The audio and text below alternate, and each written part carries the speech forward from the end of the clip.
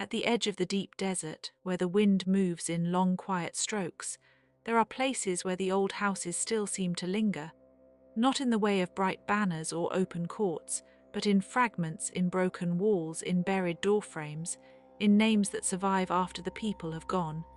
On Arrakis, the great houses of Dune do not simply vanish. They settle. They sink into sand, into memory, into the long, patient silence of the world. And that is part of the wonder here, the feeling that even power can become dust, and that dust can keep a shape for a very long time. When people think of the great houses, they often picture polished councils, armoured schemes, sharp words spoken in cool rooms, and the measured power of noble lines. But what remains after all of that has passed is often smaller, quieter, and far more moving.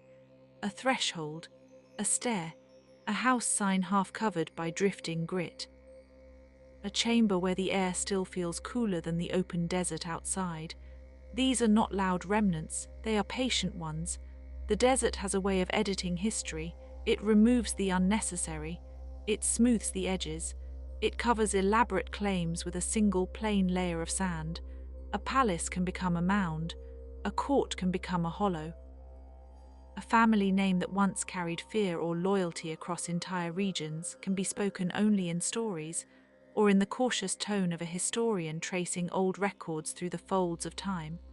And so the ancient houses of Dune, whether they were noble, fallen, forgotten, or simply changed beyond recognition, remain as an atmosphere as much as a structure. Their real ruins are not always the stones we can touch. Sometimes they are habits, formalities, old rivalries.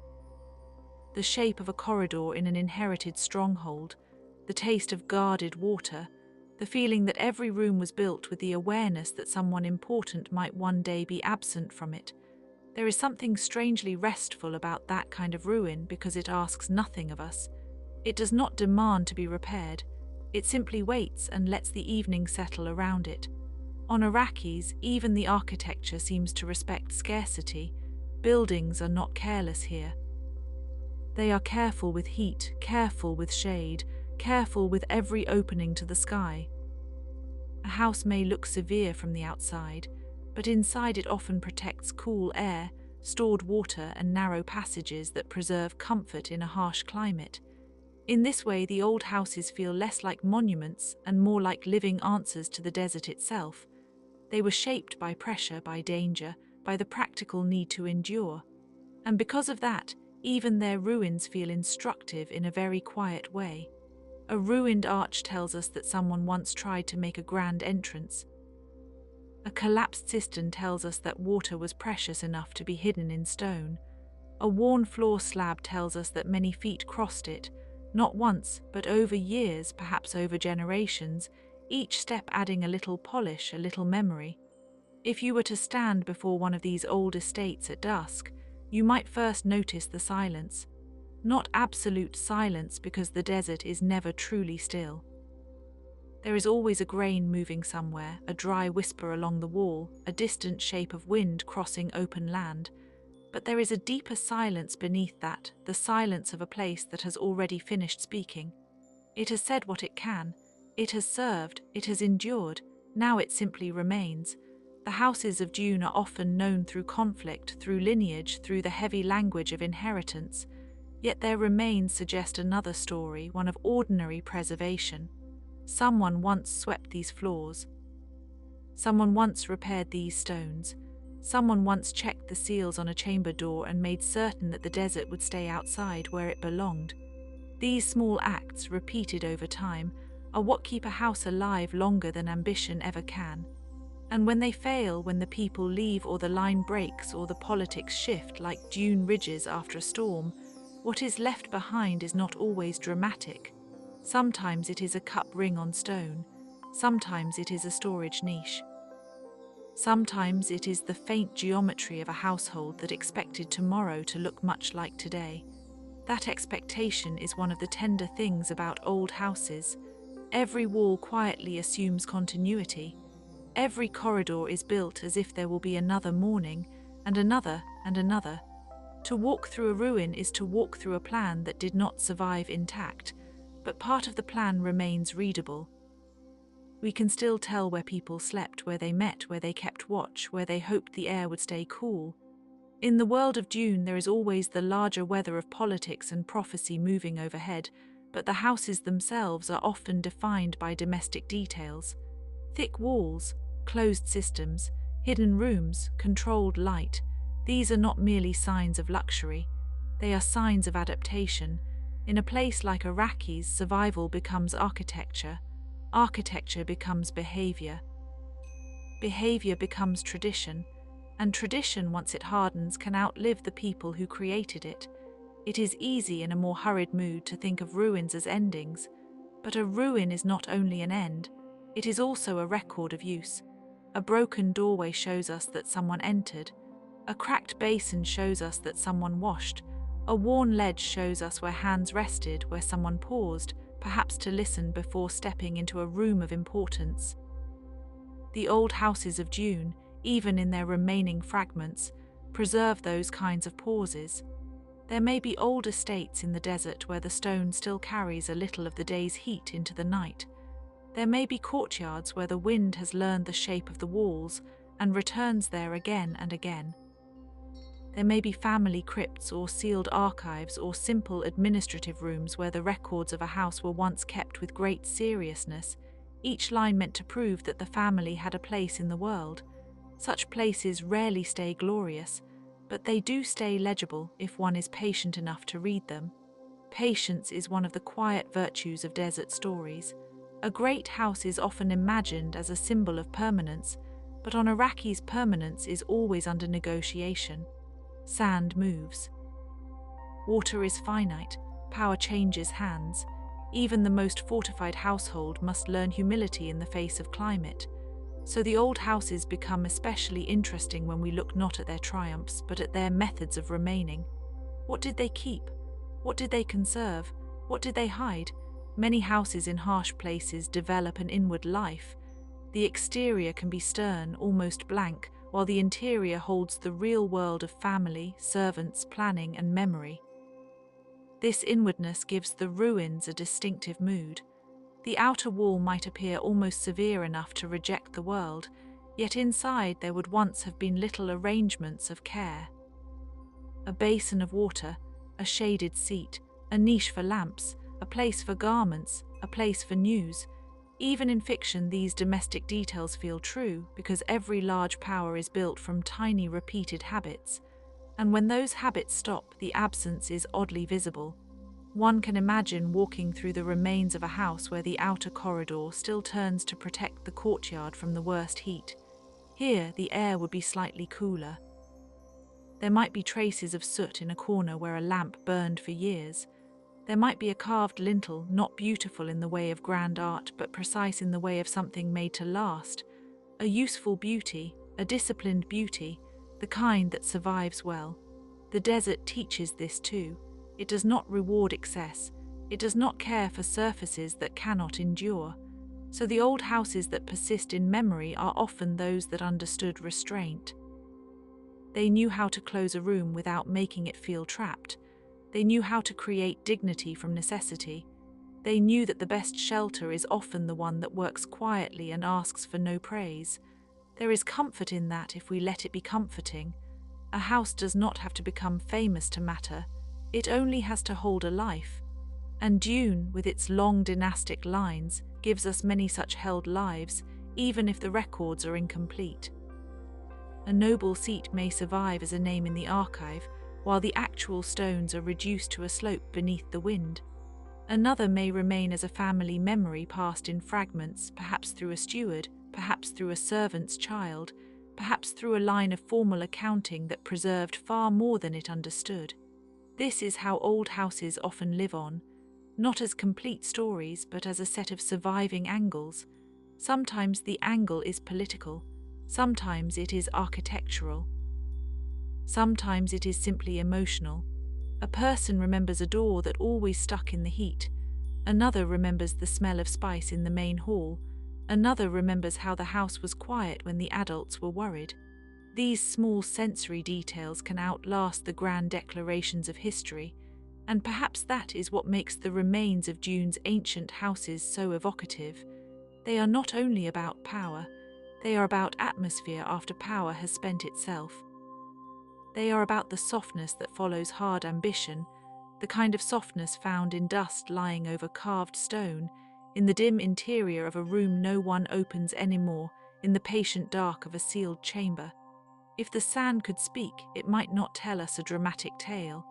It might simply say that everything settles, that every strong line becomes a little softer with time, that the sharp edges of command eventually wear down into gentle forms, that the most enduring thing a house leaves behind may be its outline in the world, even after the walls have fallen.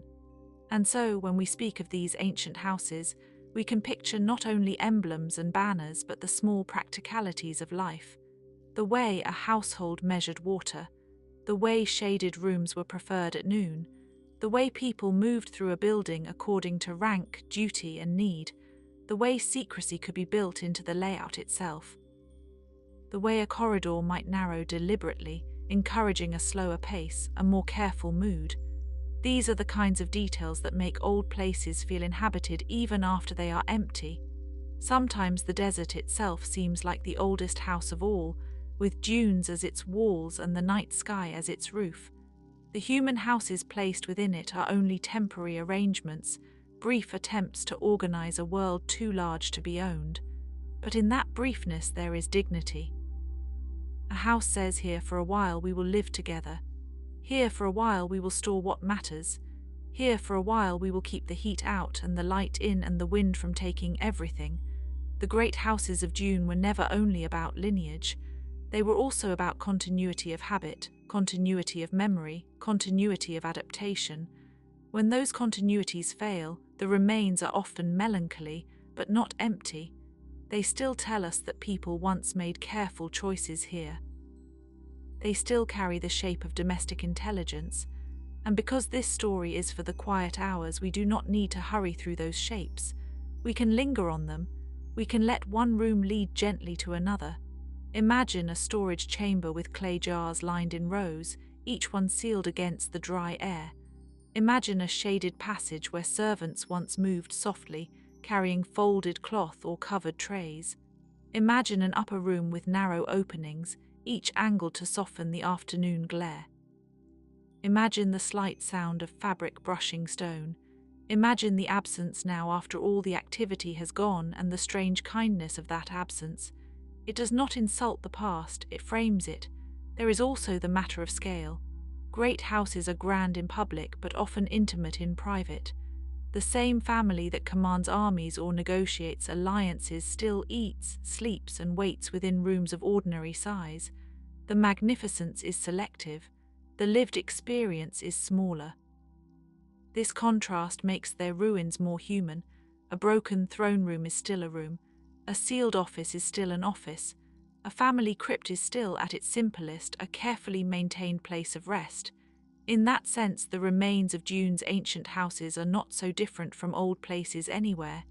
They remind us that all power depends on maintenance, all dignity depends on care, all permanence depends on repetition. A wall stays standing because someone repaired it before it failed. A tradition survives because someone repeated it when it would have been easier not to. A house remains a house in memory at least because people continue to treat it as if it mattered. And then one day the treatment stops, the repairs stop, the names are spoken less often, the courtyard is no longer swept, dust arrives, then more dust, then wind finds the cracks. But even then something remains, the shape of a stair, the memory of a gate, the suggestion of a family rhythm. Arrakis is a world that makes observers attentive. The abundance of other worlds is absent here, so small things grow important. Shade matters, water matters, a secure hinge matters, a close-fitting door matters. So when we think of the old houses, we can almost see them as collections of such attentions. Every stone had to earn its place. Every opening had to justify the heat it allowed. Every room had to answer a need. This utilitarian seriousness gives the places a kind of beauty that is almost invisible unless you slow down. It is the beauty of an arrangement that works, the beauty of a wall angled just so, the beauty of a threshold that keeps the dust out, the beauty of a household that knows the value of what it protects. There are, of course, larger narratives around the houses, stories of conflict and inheritance and shifting loyalties. But those stories, too, eventually become part of the remains. Not the visible stone remains, perhaps, but the cultural remains, the names attached to locations, the warnings passed down about old alliances, the etiquette preserved long after the original reason has been forgotten. In this way, a house can survive in the mind long after its floor plan has collapsed. That kind of survival is common in history and common in fiction alike. A ruined estate may be physically gone, yet still exert influence through custom, rumor, and inherited behavior. The people who come after may not know every detail, but they move within the shadow of what came before. They inherit caution. They inherit pride. They inherit a habit of closing the shutters before dusk.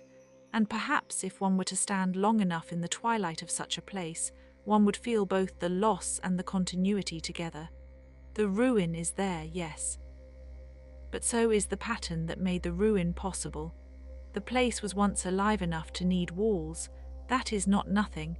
That is the beginning of a story. One of the gentlest things about old houses is the way they register time without complaint. A palace does not protest the sand, it simply receives it. A corridor does not argue with fading light, it grows dimmer. A vault does not ask why the voices have stopped, it keeps its coolness. This quiet acceptance gives the remains of Dune's houses a meditative quality. They do not struggle against the inevitable, they reveal it. If you were to trace the old routes through one of these houses, you might find that some passages were meant for ceremony, others for service, and others for secrecy. In a noble household, not everyone entered by the same path. That fact alone tells us much about the social texture of the place. Hierarchy was built into movement. Respect was built into distance. The architecture taught people where to go and how to behave. Even now in the imagination, such a house can still guide us. We can move from gate to court to corridor to chamber without needing a map. The sequence itself feels familiar. And as we move, we begin to understand that the remains of a house are not just broken pieces. They are instructions partially erased. There is a special calm in partially erased things. They ask us to slow down. They ask us to fill in gaps with care, not certainty. They invite wonder without insisting on answers. This is perhaps why ruins are so often restful to behold. They free us from completion. We do not have to know every detail of the lost house to feel its presence. A fragment can be enough. A stone with a carved edge. A window opening without glass. A stair descending into cool shadow. The mind finishes the rest softly and then lets it go. The ancient houses of Dune, imagined this way, become less like dynasties and more like weathered shells. Their former life is still audible if one listens closely. A footstep, a spoken title, a door closing, a distant gathering, but the sound has thinned. It belongs now to memory, not to immediate life. And memory, like sand, changes shape under attention. Sometimes, in the quietest parts of the story, it helps to think of the ordinary household labor that sustained every grand house. The checking of supplies, the mending of garments, the maintenance of lamps, the tending of water stores, the careful recording of provisions. These are not dramatic actions, but they are the actions that make grandeur possible. Without them, noble power becomes merely a pose. This is true in many worlds. It is especially true on Arrakis, where the smallest oversight can become costly and where the line between comfort and hardship is always narrow. The old houses would have depended on experienced hands, on people who knew the building better than its owners sometimes did.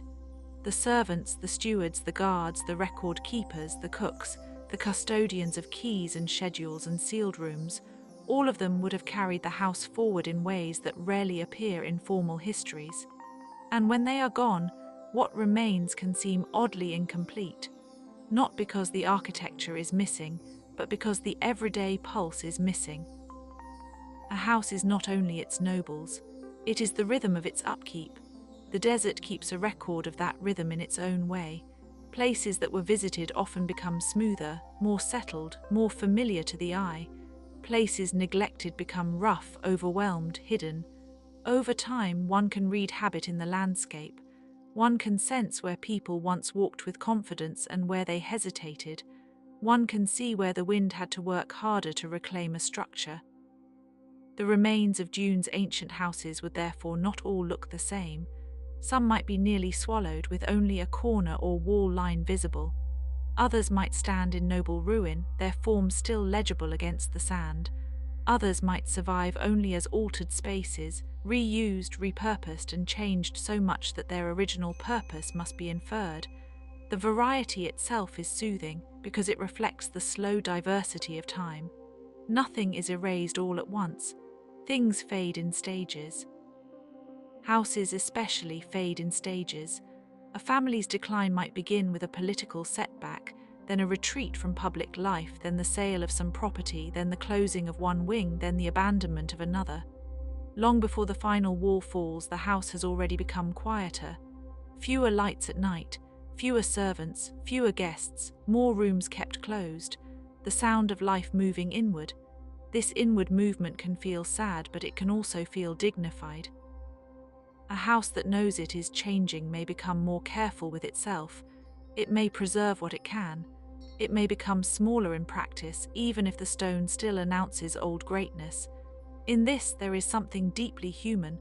We all understand, in some corner of attention, what it means to become a little more enclosed over time, to protect what remains, to live more deliberately. The ancient houses of Dune mirror that feeling with architectural grace. If we linger further, we might imagine the house at evening, when the sun lowers and the stone begins to lose its heat. This is often the hour when ruins look most alive. Shadows lengthen, details sharpen, a crack in a wall becomes a line of purpose, a broken stair becomes a suggestion of movement. The wind brings a cooler breath over the threshold. Somewhere far away, a metallic sound or a signal light might remind us that the wider world still exists, but the house itself is already turning toward night. Night suits ruins, night softens them. It lets them exist without commentary. And in that softness, the old houses of Dune seem almost merciful. They do not insist on being tragic. They do not ask for grief. They simply keep the shape of their former lives long enough for someone to notice. That notice, however brief, is enough. Attention is a form of care. Care is a form of remembrance. Remembrance is one of the last houses any civilization builds. There is no need to force a grand conclusion here. The remains are the point. The partialness is the point. The quiet persistence of a wall line beneath the dunes, the archive of small domestic choices, the cool interior of an abandoned chamber, the way a family name can outlive a building and yet still depend on buildings to have mattered in the first place, all of it belongs to the same slow atmosphere. A desert house, after all, is never just a shell. It is a negotiation between inside and outside, between heat and shelter, between status and survival. That negotiation leaves marks. Even after the people depart, the marks stay. So if you find yourself thinking of Dune's ancient houses now, perhaps picture them not as ruins shouting across the sand, but as patient structures at the edge of evening. Picture the low sun touching a wall. Picture the last narrow bands of light in a corridor. Picture a courtyard where the air has finally grown gentle. Picture the sand settling in the corners. Picture the long calm after all decisions have been made. The houses remain there in one form or another because every strong thing eventually becomes a story, and every story eventually becomes a room in memory. Some rooms are furnished with names, some with absence, some with the soft understanding that even mighty lines can be carried away grain by grain, and perhaps that is enough for now. The dunes continue their slow work. The old stones keep their composure. The night grows deeper and the houses, ancient and half lost, rest in their own quiet way beneath it. Beyond the visible ruins, there are still the smaller remains that do not draw attention at first. A hinge that has rusted into the color of the sand. A fragment of mosaic tucked beneath an overhang. A water channel filled not with water, but with the memory of its line.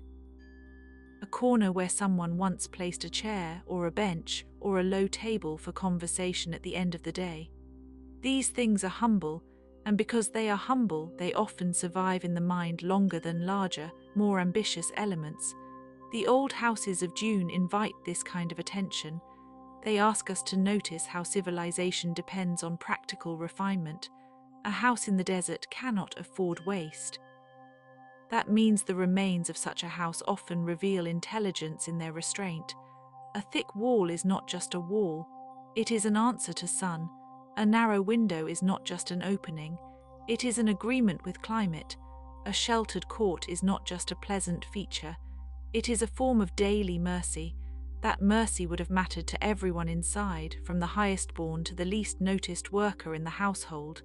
In that sense, the house was a collective instrument. It regulated behavior, temperature, privacy, and order. It translated power into living conditions. When it failed, the failure was felt physically as heat, dust, exposure, and uncertainty. When we study or imagine the remains, then, we are really looking at the residue of many kinds of adaptation at once. Social adaptation, environmental adaptation, political adaptation, emotional adaptation. A house changes because the world demands it. Its ruins tell us how hard it tried. There is a certain tenderness in that effort. Even the names of the houses feel like stones placed in a line, each one carrying weight, each one suggesting an inheritance larger than any single person. Names survive because they are convenient for memory, but also because they attach identity to place. A house name can outlive a family branch, a political era, even a whole style of governance. It becomes shorthand for an atmosphere, a reputation, an old way of arranging authority. And on Arrakis, where the landscape itself can erase tracks overnight, naming becomes a kind of resistance against disappearance. To name a house is to say that it was here. To remember its rooms is to say that its daily life mattered. To speak of it softly is to keep it from being entirely dissolved into sand. That may be why stories of old houses are so soothing in the night. They offer us a way to sit with impermanence without feeling rushed by it. They show us that loss can be recorded gently, that even decline has its patterns, that the remains of a place can still be beautiful without pretending to be whole. And what is a beautiful ruin, really, except a place where time has agreed to slow down its voice? If the story drifts further, let it drift toward the archive. Old houses are often preserved in documents long before they are preserved in stone. Lists of titles, records of holdings, letters of obligation, notes on repairs, instructions about etiquette. These papers, if they survive, can outlast walls by centuries, and yet they too are fragile. A damp corner, a fire, a careless hand, and a whole line of household detail disappears. So the ancient houses of Dune would likely be remembered in layers. The physical layer, partly buried or altered, the documentary layer, perhaps incomplete, the cultural layer, full of assumptions, warnings, and inherited respect. The personal layer, where individuals remember a room, a voice, a piece of furniture, a way the light entered at midday. Layered memory feels appropriate for a desert world. Sand itself is layered, endlessly rearranged, never entirely still. Imagine then, if you like, a family archive room inside one of these old places. Not grand, perhaps, but orderly. Shelves, sealed cases, marked bundles, the smell of dry paper, leather, and stone. A person entering quietly, carrying the responsibility of continuity. They are not seeking drama. They are checking what remains. They are making sure the house's memory stays legible for one more season. This sort of labor rarely enters epics, and yet it is the pulse beneath them. Someone must remember where the old keys were kept. Someone must know which corridor was closed after the storm. Someone must recognize the difference between a temporary abandonment and a final one. A house is often saved by small, unglamorous knowledge, and when such knowledge is lost, the building becomes harder to read.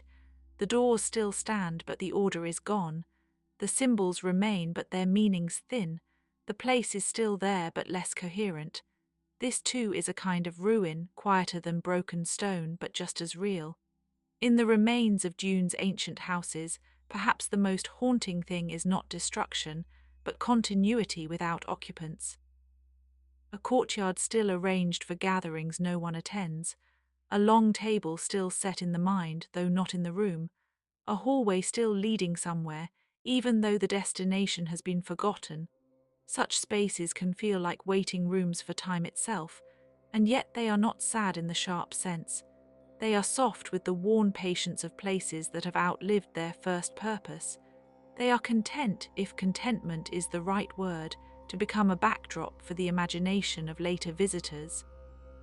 We can almost hear the slight crunch of sand at the outer steps. We can almost see a cloak moving in the shade. We can almost sense the difference between the public face of the house and its inner, more vulnerable heart. This near seeing is enough. The mind rests in it. There is also in these ruins the recurring reminder that climate is a kind of history. Stone records weather, wood records dryness, metal records neglect, fabric records dust. A house on Arrakis is always in conversation with the elements, and the conversation continues after the last resident leaves. The sand asks questions, the wind answers by rearranging the ground. The building, patient and mute, keeps receiving the exchange. To imagine the ancient houses this way is to imagine them as participants in a very long hush. They are not dead in the ordinary sense. They are paused.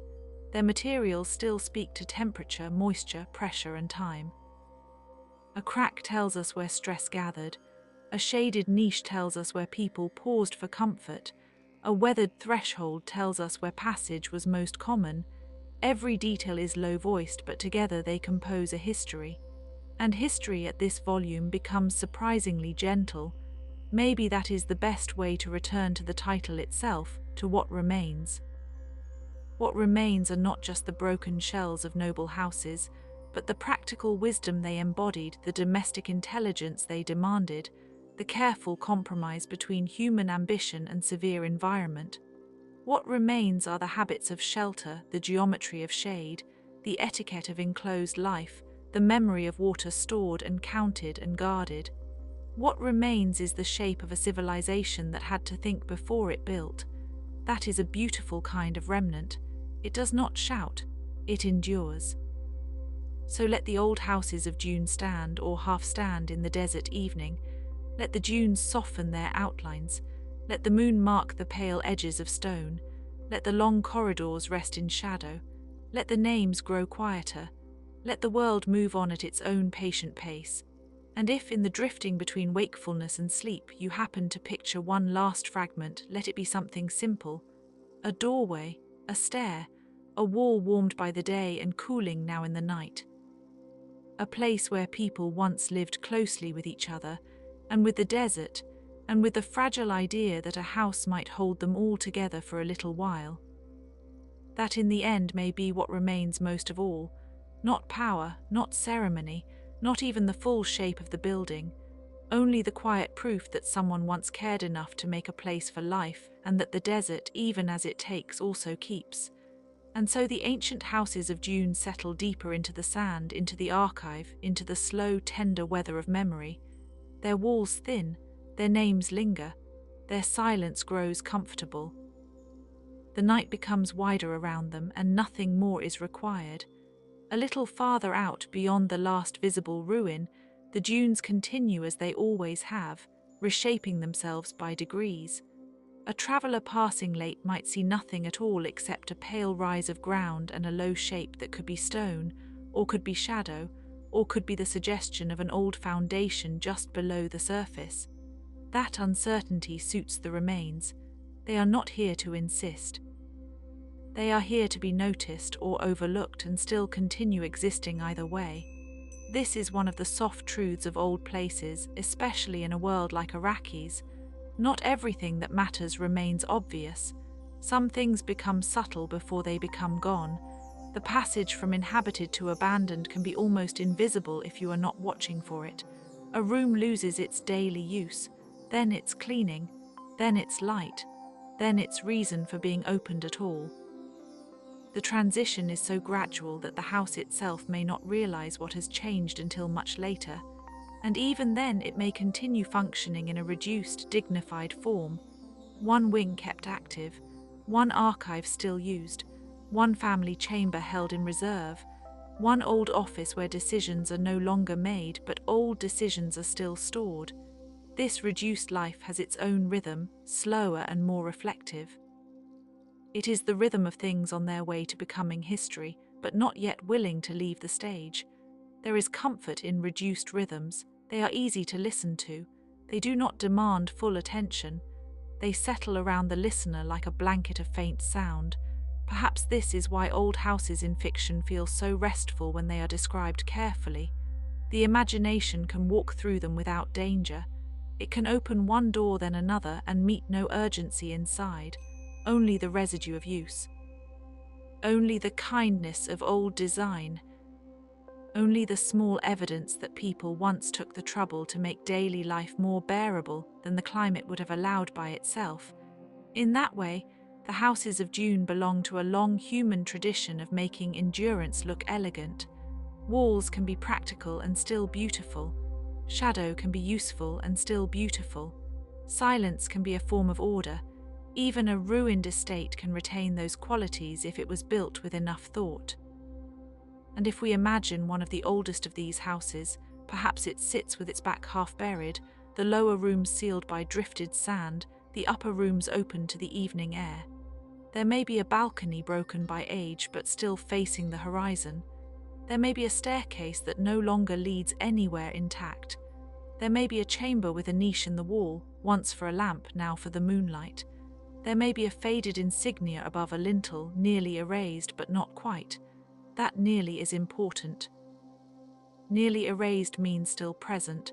Nearly forgotten means still reachable. Nearly empty means still holding shape. Old houses are full of nearlies, nearly intact, nearly remembered, nearly standing, nearly alive, and that softness in the boundary is what lets us rest within the story instead of being jolted by it. We do not need certainty to feel the atmosphere.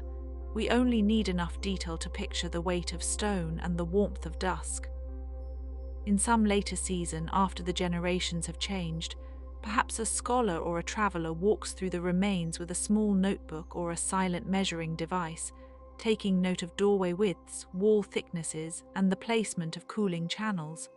They are not only recording facts, they are preserving an intelligence. A house is a kind of mind made of structure, and its remains can still teach if approached respectfully. This is true of many old civilizations, and it is especially true in the imagined past of Dune, where even the architecture feels strategic. Every opening tells a story about necessity. Every enclosed space tells a story about trust. Every outer wall tells a story about exposure. The more one looks, the more one sees that the old houses were not merely wealthy holdings. They were calculations in stone, but calculations can age gracefully. They can become ruins with good lines. So let us imagine the desert evening once more, just for a moment. The air is cooling. The sand has lost the brightness of noon and now appears muted, almost velvet in tone. The house stands at the edge of that field, its surviving angles holding the last light. Inside, if one were there would be shade, and perhaps the scent of mineral dust and the faint echo of footsteps that are no longer happening. Outside, the wind would be mild. The sky would deepen. There is nowhere to hurry in a scene like that. The old houses of Dune do not require us to solve them. They only ask us to notice that even great things leave behind small, durable forms. A habit, a wall, a room shape, a line in a record, a memory in a descendant, a pattern in the way people later build their own homes, perhaps copying some old practical wisdom without remembering where it came from. That is how civilizations continue, gently and often unknowingly. The remains become instructions. The instructions become custom. The custom becomes atmosphere. The atmosphere becomes background to another age. And so the story can keep drifting, one quiet detail at a time. A covered walkway to keep the sun off the stones. A cistern set deep to preserve coolness. A private garden if one is lucky enough to survive, where a few hard leaves move in the evening breeze. A guest chamber left unused for years, yet still aired and maintained because some old expectation refuses to die. A watchpoint above the outer wall, a low seat beside a window. A cup placed carefully down after a conversation that ended long ago. All of these are tiny remains, all of them are enough. There is an old human habit of reading places as if they were people. A house can seem proud, cautious, stern, welcoming, tired, or guarded. On Arrakis, the houses would often seem guarded first because the world teaches caution early. But beneath that caution, many of them would also feel remarkably tender. They would preserve what little comfort they could create. They would shield. They would conserve. They would keep the interior world alive against the hard exterior. That is a form of care worth remembering. When care becomes architecture, even ruins can feel kind.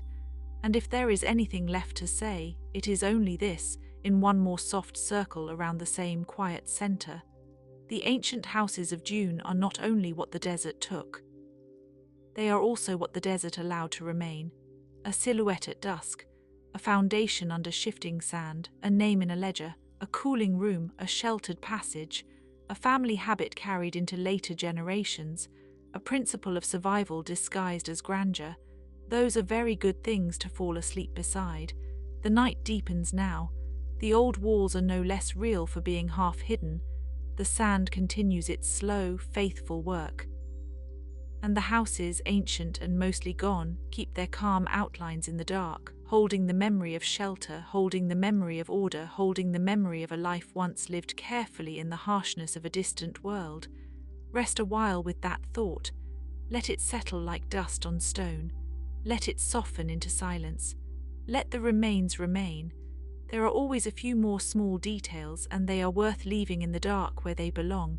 The click of a latch that no longer latches. The coolness of a floor shaded all day. The faint smell of spice carried in from beyond the walls. The way a hallway bends slightly to control sightlines. The quiet discipline of a household that knew too much sunlight would make everything harder.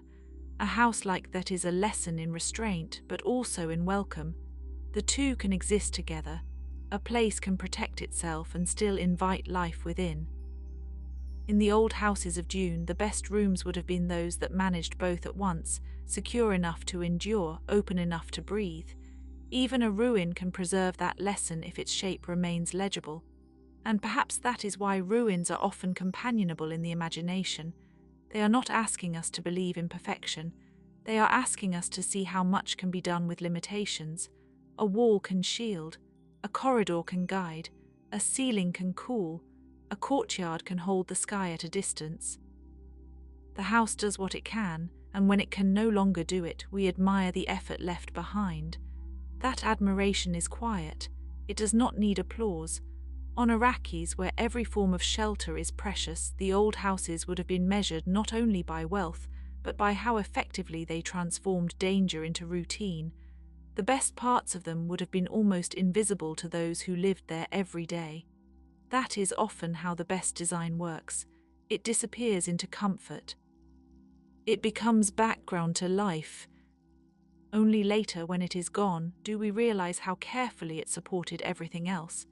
The same is true of communities, of families, of entire civilizations. The invisible supports matter most when they fail. This is a gentle fact, and it belongs in a bedtime story because it speaks without alarm.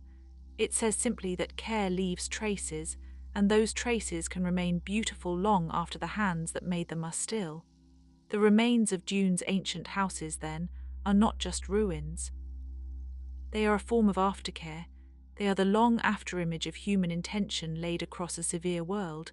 We can imagine the final hours of light passing over one such estate. The upper stones go amber, the lower stones go blue-grey, shadows pool in the recessed doorways. A small wind stirs the outer sand. Somewhere perhaps a lone mechanical hum or a far-off vehicle interrupts the stillness, then fades again. The house does not react. It has already become part of the landscape's patience. And this is a good place to rest the thought, not because there is nothing more, but because there is no need to force more. The story of what remains is always partly a story of what can be left unspoken. So let the unspoken parts drift now, the missing furniture, the vanished voices, the sealed family records, the corridors no one maps anymore, the old emblems under dust, the echo of a title spoken in a room where no one holds that title now.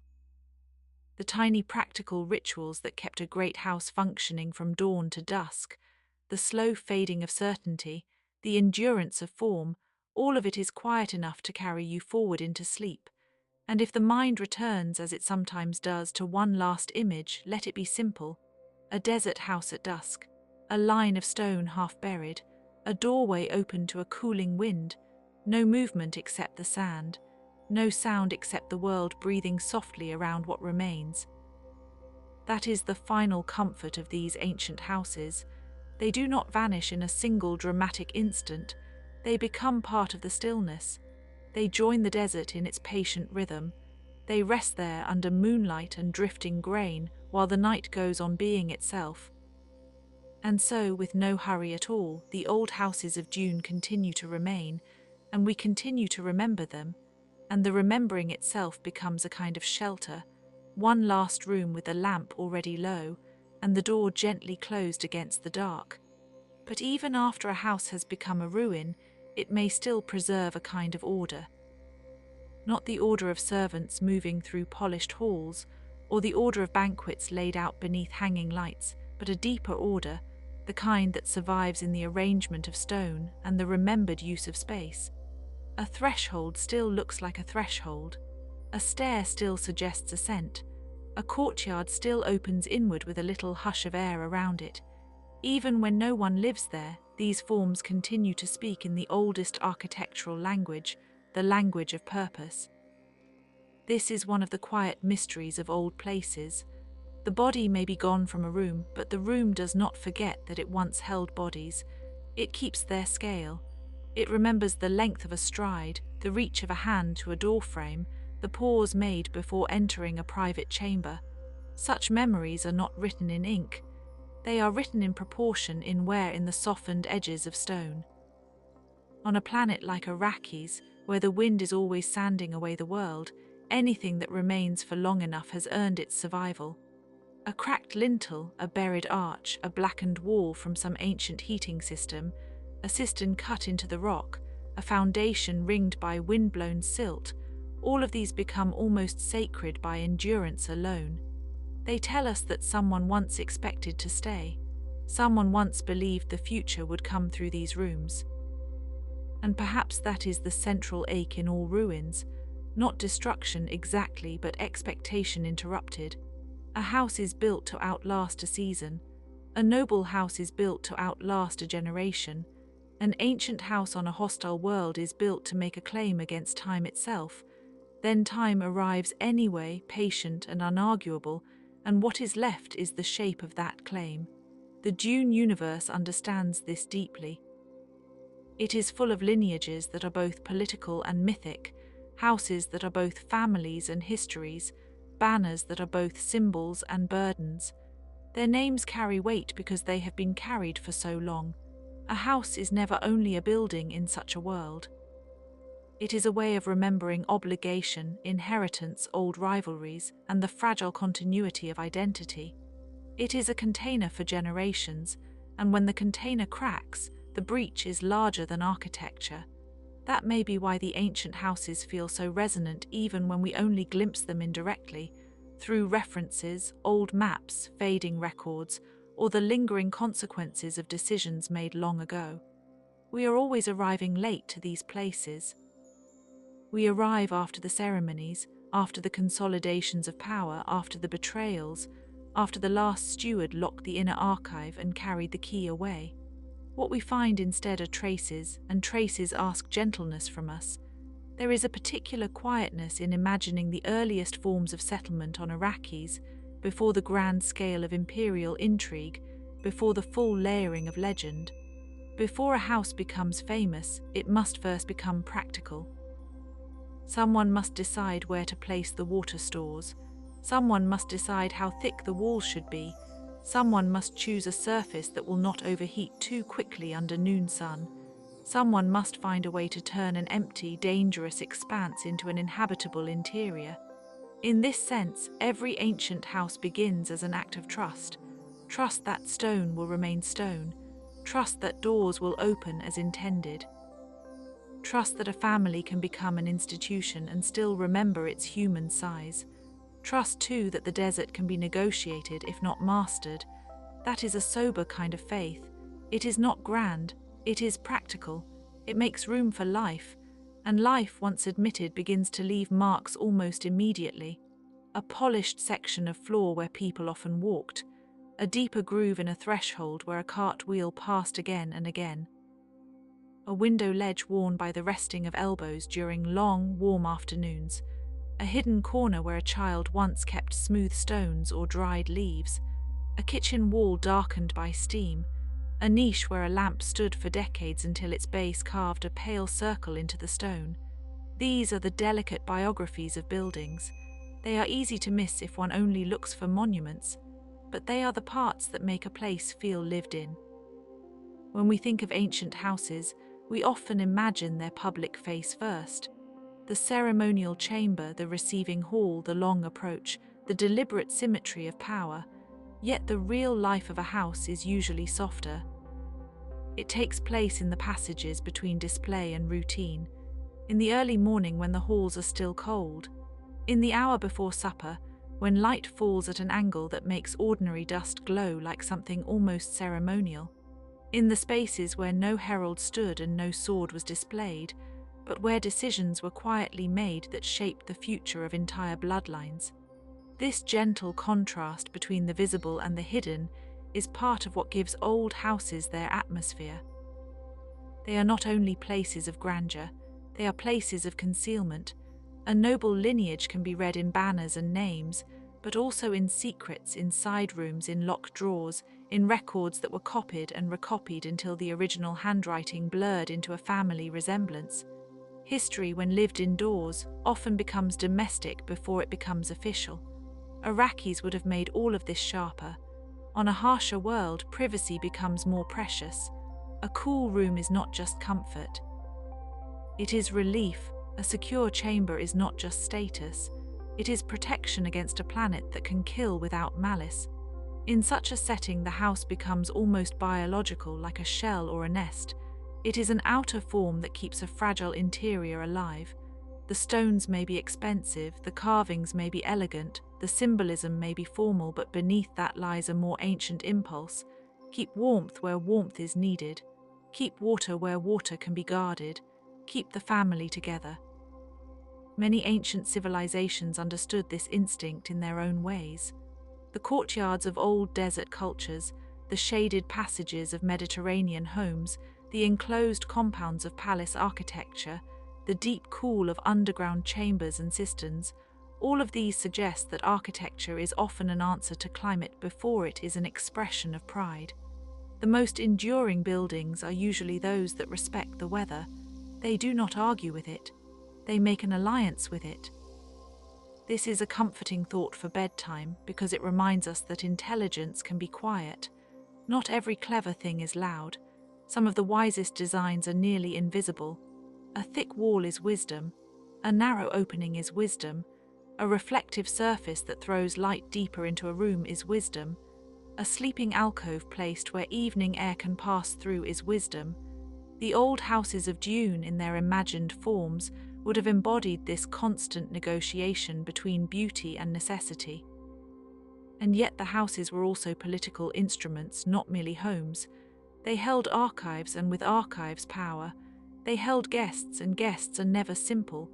They held marriages, which were sometimes alliances and sometimes prisons, depending on who was speaking and who was listening. They held heirs, and heirs are always both hope and vulnerability. A house is a vessel for continuity, but continuity is never guaranteed. It must be maintained letter by letter, ritual by ritual, bedtime by bedtime, generation by generation. That may be why these houses feel so human. They are not perfect structures. They are vulnerable structures. They can be poisoned from within, eroded from without, forgotten by descendants, taken over by rivals, absorbed into new regimes, or left behind when the center of influence moves elsewhere. Their endurance depends not only on stone, but on memory. If the memory fails, the house becomes a shell. If the memory survives, even ruins can remain inhabited by meaning. One can imagine, for example, the eldest rooms of an ancient house surviving long after the people who named them have gone. A hall once used for seasonal gatherings, now half filled with drifting dust. A family shrine reduced to an outline in the wall. A cold chamber where records were once kept in sealed containers. A staircase descending to a lower level where no torch is lit anymore. The silence in such places is not empty, it is layered. It contains the residue of voices and the patience of objects. There is often a tendency to think of the past as louder than it was. We imagine speeches, processions, banners, engines, armies, ceremonies, all the grand visible things. But most days in any ancient house were probably small. A meal, a repair, a child learning the shape of the corridors, a steward checking inventories, a servant opening shutters before heat rose, a family member sitting by a shaded lattice window with a cup of something cool and a page half-read. Civilization is built from days like that, from the ordinary repetition that creates the possibility of history. If we listen carefully, the remains of old houses seem to tell us this. They are less about climax than continuity. A ruin is a record of persistence interrupted, but the interruption itself does not erase the long duration that came before it. The stone remembers the thousands of times it was touched while still whole. The floor remembers feet, the walls remember voices, the doorway remembers thresholds crossed in both directions, arrivals and departures, greetings and farewells. Perhaps that is why people are drawn so strongly to ruins at dusk, not because dusk makes them tragic, though it can, but because evening softens edges and allows the imagination to fill the gaps gently. At that hour, a broken wall can seem almost complete for a moment. A missing roof can become a frame for the sky. A collapsed staircase can appear as if it still expects someone to climb it. The light performs a small act of mercy. On Arrakis, evening would have had a particular tenderness. The day's violence of brightness would ease. Stones would release their stored heat slowly. Shadows would lengthen like the breathing of the world. Sand would lose some of its glare and become a surface of subtle tones. In that light, an ancient house might not appear dead at all. It might seem to be pausing, waiting, listening for footsteps that would not come. And yet there is something else to consider, something even quieter. A house does not remain only because of stone and climate. It remains because people speak about it. Stories are a second architecture. They rebuild what time has taken by giving shape to absence. A room lost to collapse can survive as an anecdote. A vanished lineage can endure in a proverb, a title, a warning, a ceremonial phrase. Myth is a kind of masonry made from memory. This is especially true in worlds like Dune, where history and legend are often intertwined so closely that one cannot easily say where fact ends and reverence begins. The old houses are not only remembered for what they did, they are remembered for what they meant to the people who came after them. Sometimes a house becomes a moral example. Sometimes it becomes a caution. Sometimes it becomes a symbol of legitimacy, or of decay, or of the old order that once held the desert at bay. The remains of such houses then exist in two places at once. They sit under the real sun, exposed to wind and time, and they sit in the mind where they are preserved by repetition and longing. In the mind, no wall is ever entirely lost. The missing parts are supplied by imagination, not to deceive us, but to help us feel the scale of what endured there. It is a curious comfort, this coexistence of ruin and remembrance. The physical house may crumble, but the idea of the house becomes more adaptable than stone. It can travel from generation to generation. It can be carried in family stories, in formal histories, in whispered warnings to children, in the way a surname is pronounced, in the way a room is left empty out of respect, in the way a particular kind of silence gathers around a relic on display. The house survives as pattern, even when the original building does not. And perhaps this is why ancient houses in speculative worlds feel so satisfying to contemplate. They make visible something that is true everywhere, whether on a desert planet or in our own world. Every civilization builds against forgetting. It builds with ceremonies, with archives, with monuments, with songs, with foundations and laws and inheritance. It knows, even if only dimly, that time will test everything. The old houses are the visible proof of that knowledge. They are structures built with mortality in mind. A hallway may be long not only to impress but to slow the entry of guests, to create a measured approach, to give a household time to prepare. A room may be raised not only for status but to catch breezes. A basin may be carved not only for display but to collect precious water.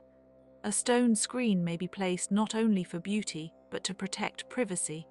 The practical and the ceremonial are rarely separate in ancient architecture. They mingle. That mingling is part of the beauty. One can imagine the hands that made these places too, the builders who knew the local rock by touch, the masons who could hear whether a cut was clean, the artisans who etched motifs into lintels, perhaps drawing on older traditions no one living fully understood anymore. The plasterers, the carpenters, the makers of lamps and hinges, the people who shaped the hidden machinery of habit. They too belong to the story of the houses, though their names may have been lost. Their work is everywhere in the remains. It is the anonymous labor of civilization, and it deserves a tender thought, because when a house endures, it is not only because of the family name attached to it. It is because many hands kept it alive. Someone repaired the roof before the storm season. Someone cleaned the drains. Someone oiled the doors. Someone swept the courtyard after the winds passed. Someone checked the cisterns. Someone made sure the archive room stayed dry.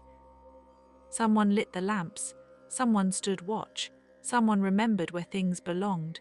In this way, the remains of an ancient house are also a memorial to maintenance. Not glamorous, not singular, but patient, repetitive care. The kind of care that rarely announces itself. The kind that keeps a structure from sliding, quietly, into irrelevance.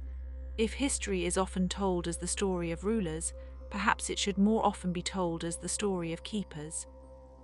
A keeper knows that preservation is not the same as stasis. Even a well-kept house changes. The cracks are filled and refilled, the walls are repainted. The furniture shifts with generations. A room once used for one purpose is later used for another. A family shrine may become a storeroom in difficult times, then a shrine again when fortunes recover. Houses live long lives by adapting modestly. They survive not by remaining exactly the same, but by continuing to serve. That kind of survival feels especially meaningful on a world like Arrakis, where adaptability is almost synonymous with wisdom. There, the old houses would have had to learn from the desert in order to remain. They would have studied shade, airflow, material, timing. They would have learned when to close and when to open, when to retreat inward, when to greet the cooler hours, when to trust the stone, and when to protect what stone alone could not save. In a sense, the desert teaches all its inhabitants the same lesson. Endurance is a relationship, not a possession, and relationships are always fragile. A house depends on a world that can support it. If the political climate shifts, if trade routes change, if water becomes scarce, if rival powers rise, if old protections fail, the great house begins to thin at the edges. First, a wing is abandoned, then a wing is sealed, then a section of the grounds is no longer maintained. Then the servants' quarters fall quiet. Then the receiving hall is used only on ceremonial occasions, then even those cease.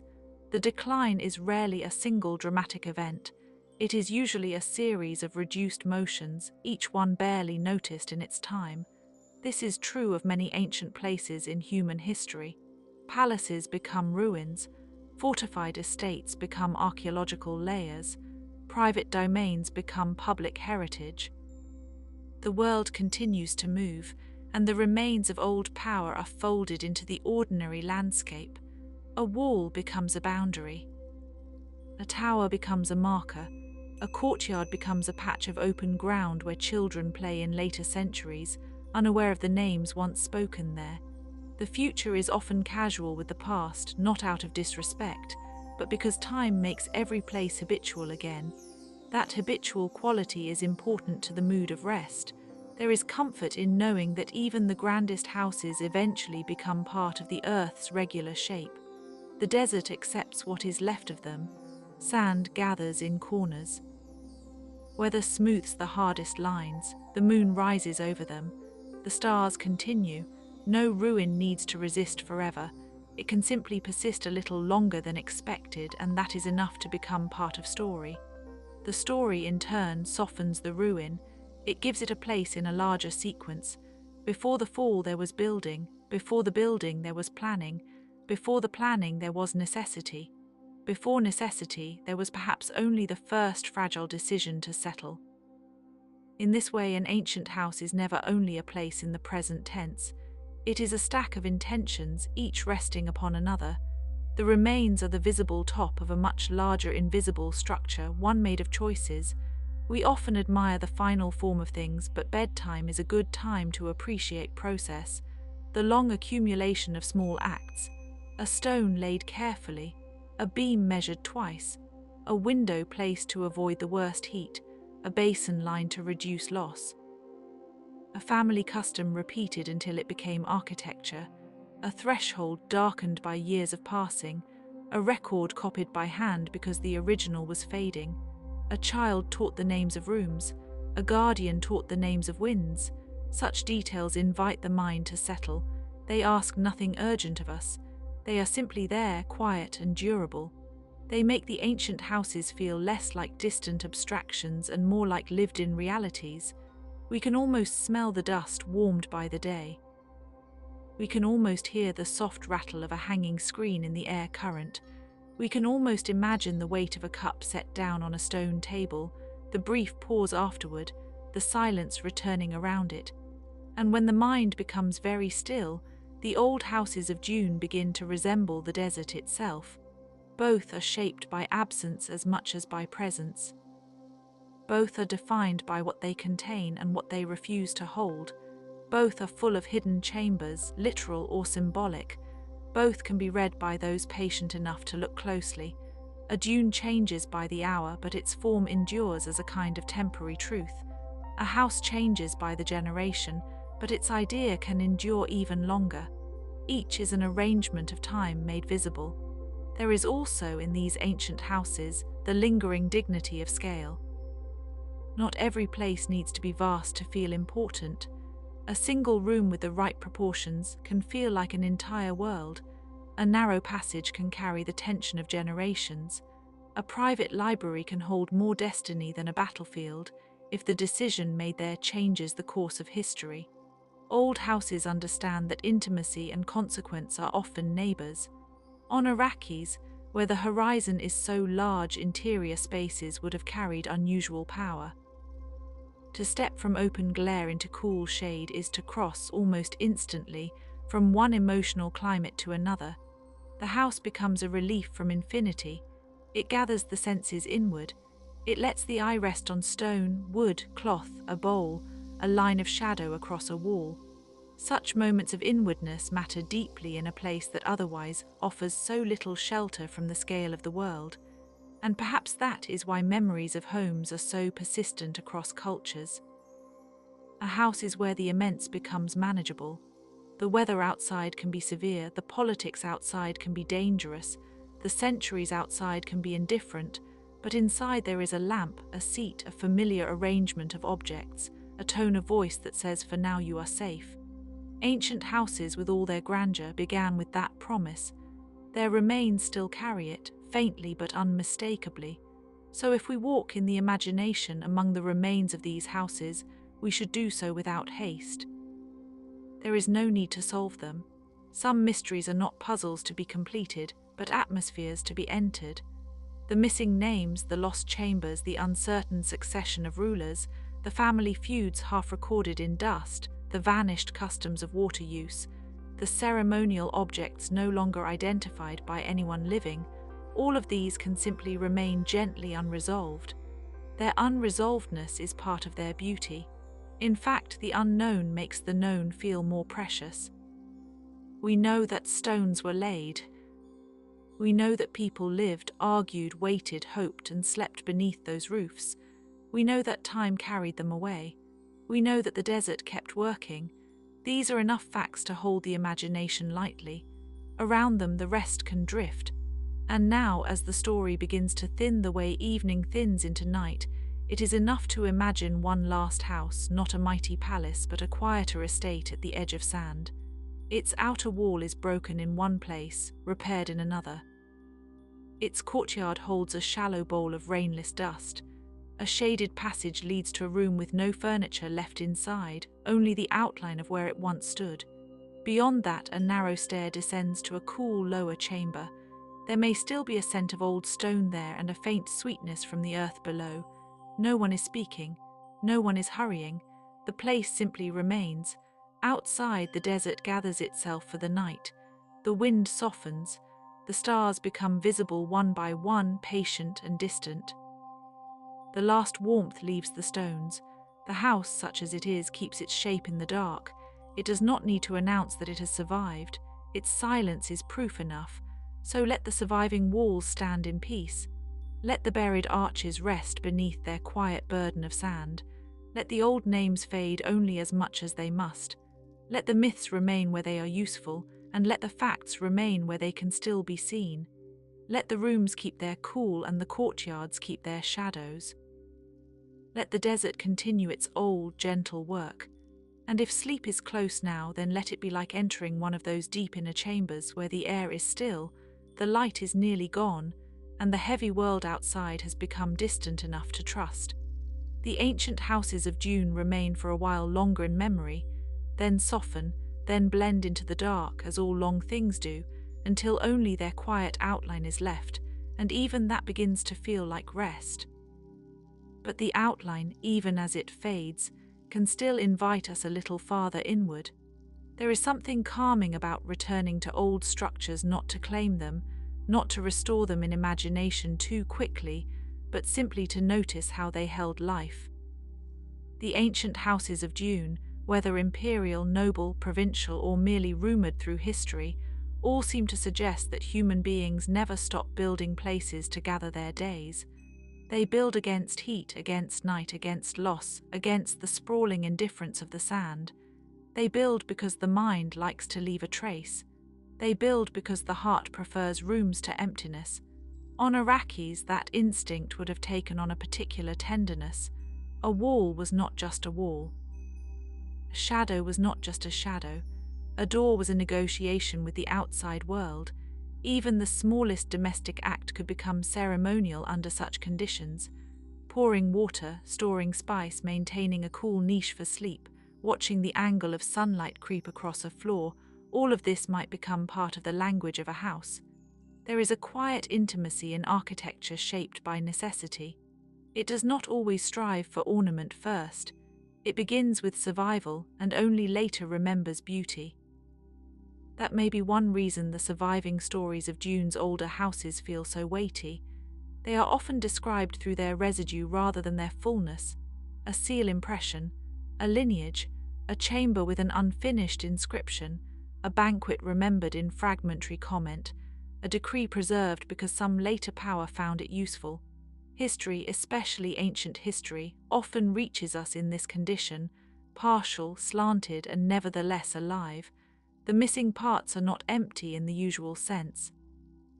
They are active, they cause us to imagine bridges across them, and when the setting is a desert world, the fragments feel even more poignant. Sand is a patient editor. It rubs edges away. It fills cracks. It blurs thresholds. It can preserve and it can erase, sometimes in the same season. A city half buried by drift may remain legible only to those who know what to look for. A palace foundation can endure long after the rooms have vanished. A corridor can become a line of difference in the ground rather than a usable passage. Ancient houses on Arrakis would have lived under this constant pressure, to remain themselves while the world slowly worked to return them to the earth.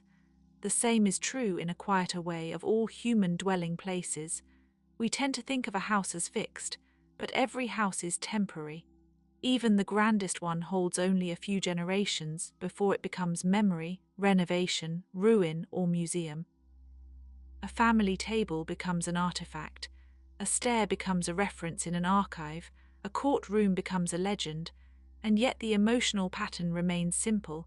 Someone once crossed these thresholds carrying bread, news, grief, ambition, sleep. Someone once listened at these walls. Someone once called this place home. That word home is small, but it is one of the oldest words we have for belonging. It is also one of the most difficult. A home can be nourishing and restrictive, glorious and haunted, safe and fragile. In the great houses of Dune, the meaning of home would have been stretched by politics until it nearly tore. A family's residence might also be a seat of power, a hostage of treaty, a visible claim on land, a place where alliances are sealed with hospitality and undone by suspicion.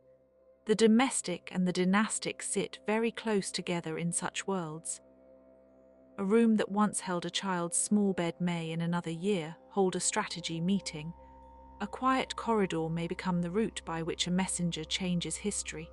Even so, for all the burden of rank and inheritance, the oldest feeling remains a human one. The desire to make a place where life can settle, the desire to keep certain objects near at hand, the desire to return after the heat of the day and remove the dust from one's skin. This is perhaps why old houses fascinate us so gently. They are not only records of power, they are records of ordinary interior life hidden inside extraordinary circumstances. They whisper of meals, illnesses, arguments, long silences, and the small rituals by which people try to make time feel less severe. In the world of Dune, of course, the desert always reminds everyone that severity is never far away. The landscape teaches humility. It makes every enclosure meaningful. A house that can hold cool air or collect water, or simply provide a wall behind which one can sit in shade, becomes almost a moral achievement. Such a structure is not just built. It is earned through understanding. It reflects generations of adaptation, and perhaps even a kind of respect for the environment that shaped it. Ancient civilizations on Earth often reveal the same relationship between settlement and environment.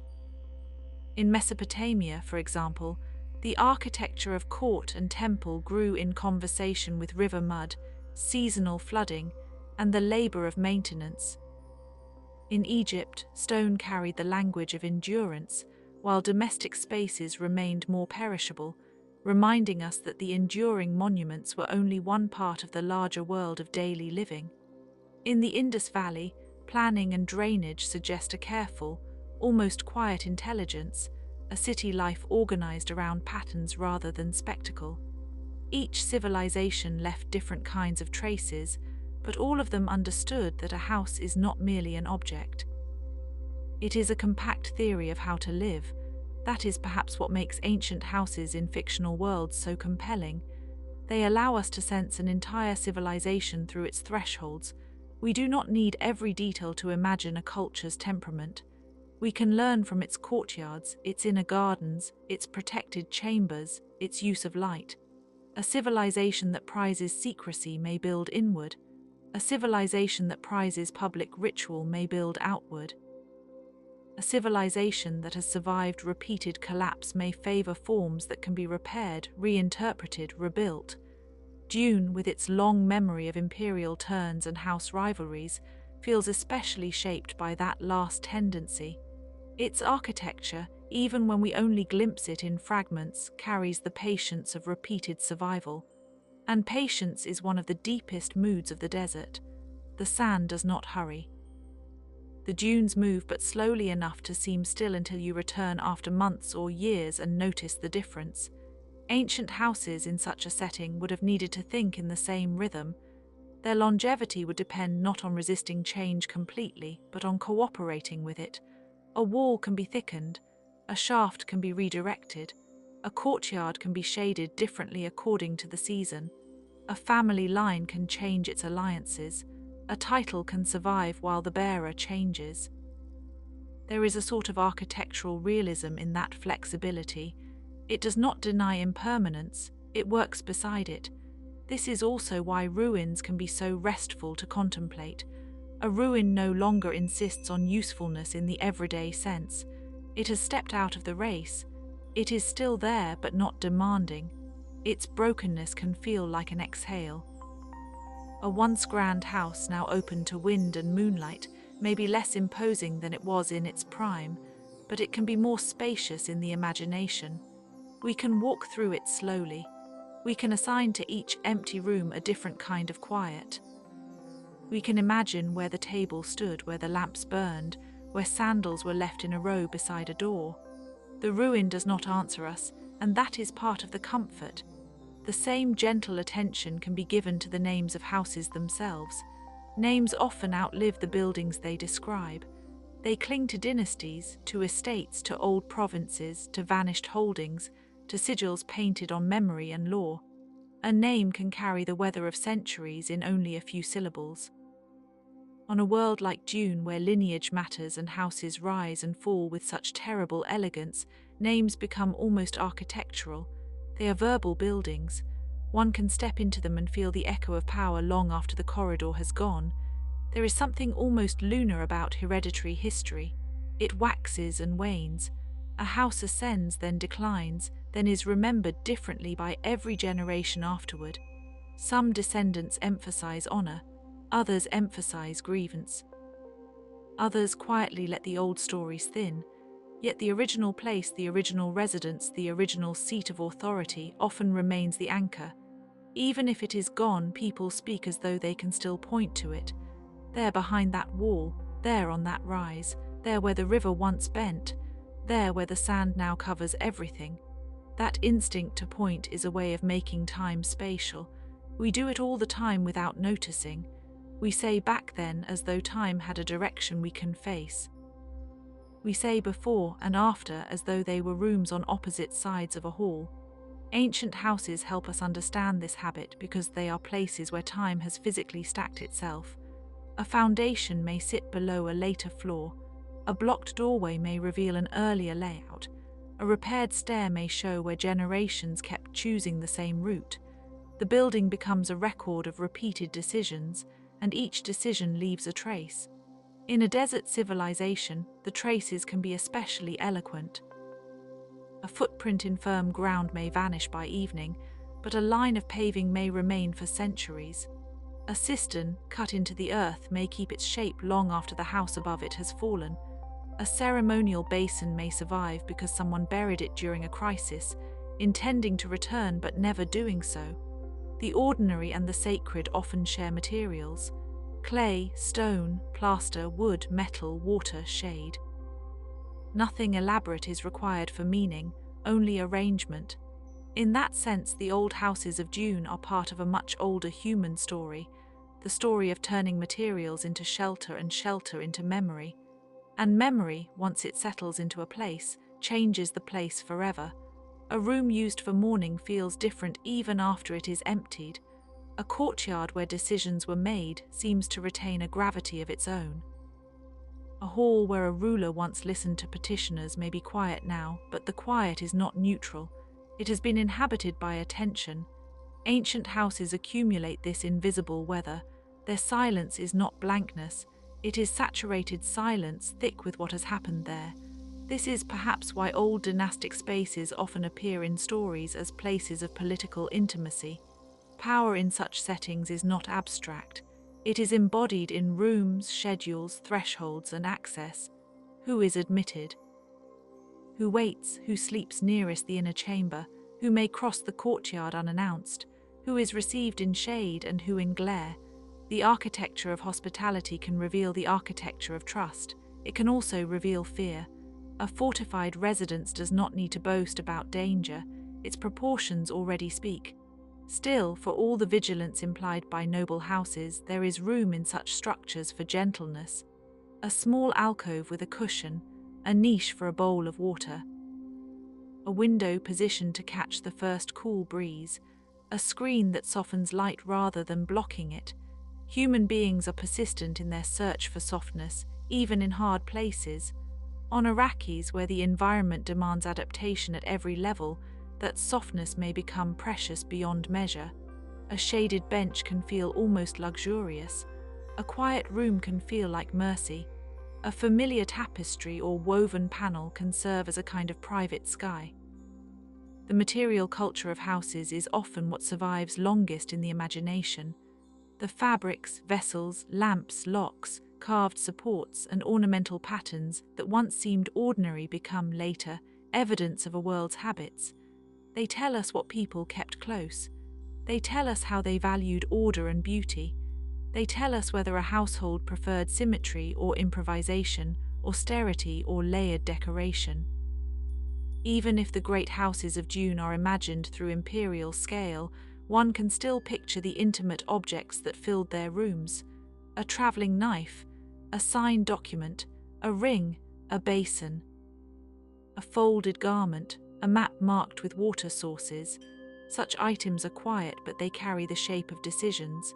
Perhaps every ancient house is in the end an archive disguised as a home, or perhaps every archive is a home for what remains. The distinction matters less in the dark. What matters is that human beings have always wanted to store continuity somewhere, in a family line, in a shelf of tablets, in a sealed chamber, in a pattern of inherited rooms. The desire is as old as civilization itself. We are creatures who know that time disperses everything, and so we ask walls to help us remember. At the same time, walls can only do so much. They hold, but they also reveal their limits. A wall can keep out heat, not history. A door can control access, not fate. A house can shelter a dynasty, but not guarantee its future. This fragile truth gives ancient houses their emotional depth.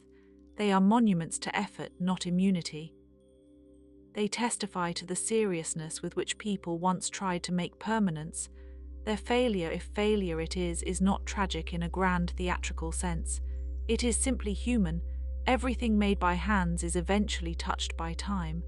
And because that is true, the remains acquire a tenderness that completed things do not always possess.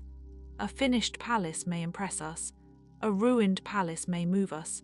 The difference is not only age, it is vulnerability.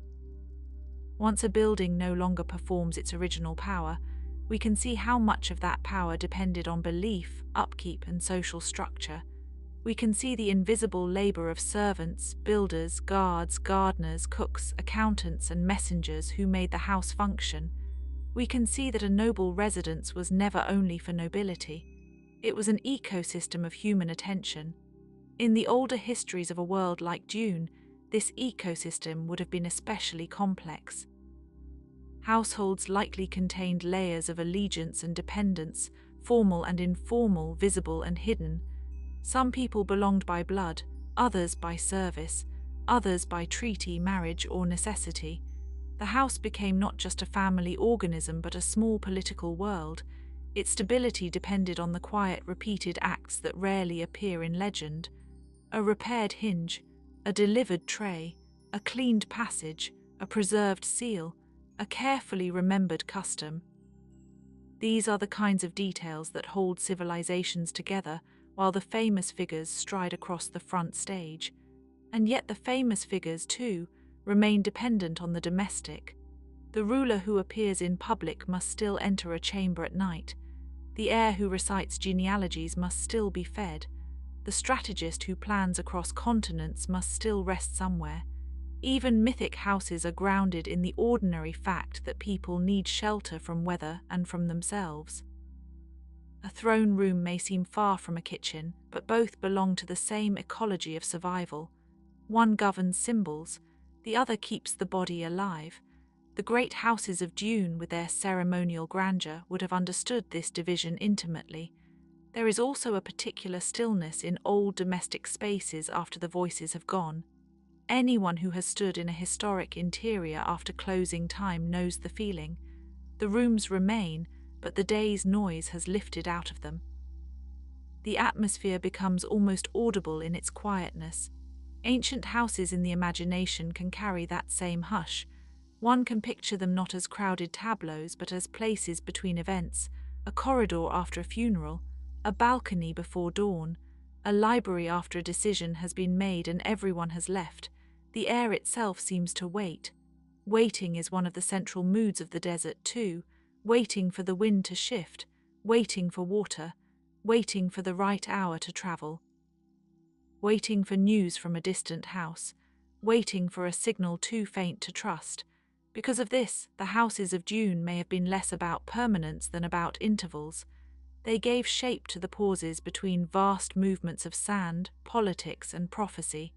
They were the places where waiting became bearable, where uncertainty could be stored under roof until morning.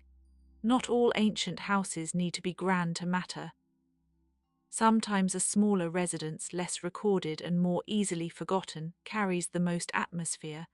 The remote estate on a borderland, the old family compound abandoned after an inheritance dispute, the governor's house on a minor settlement that once mattered deeply to someone and now survives only in a local tale.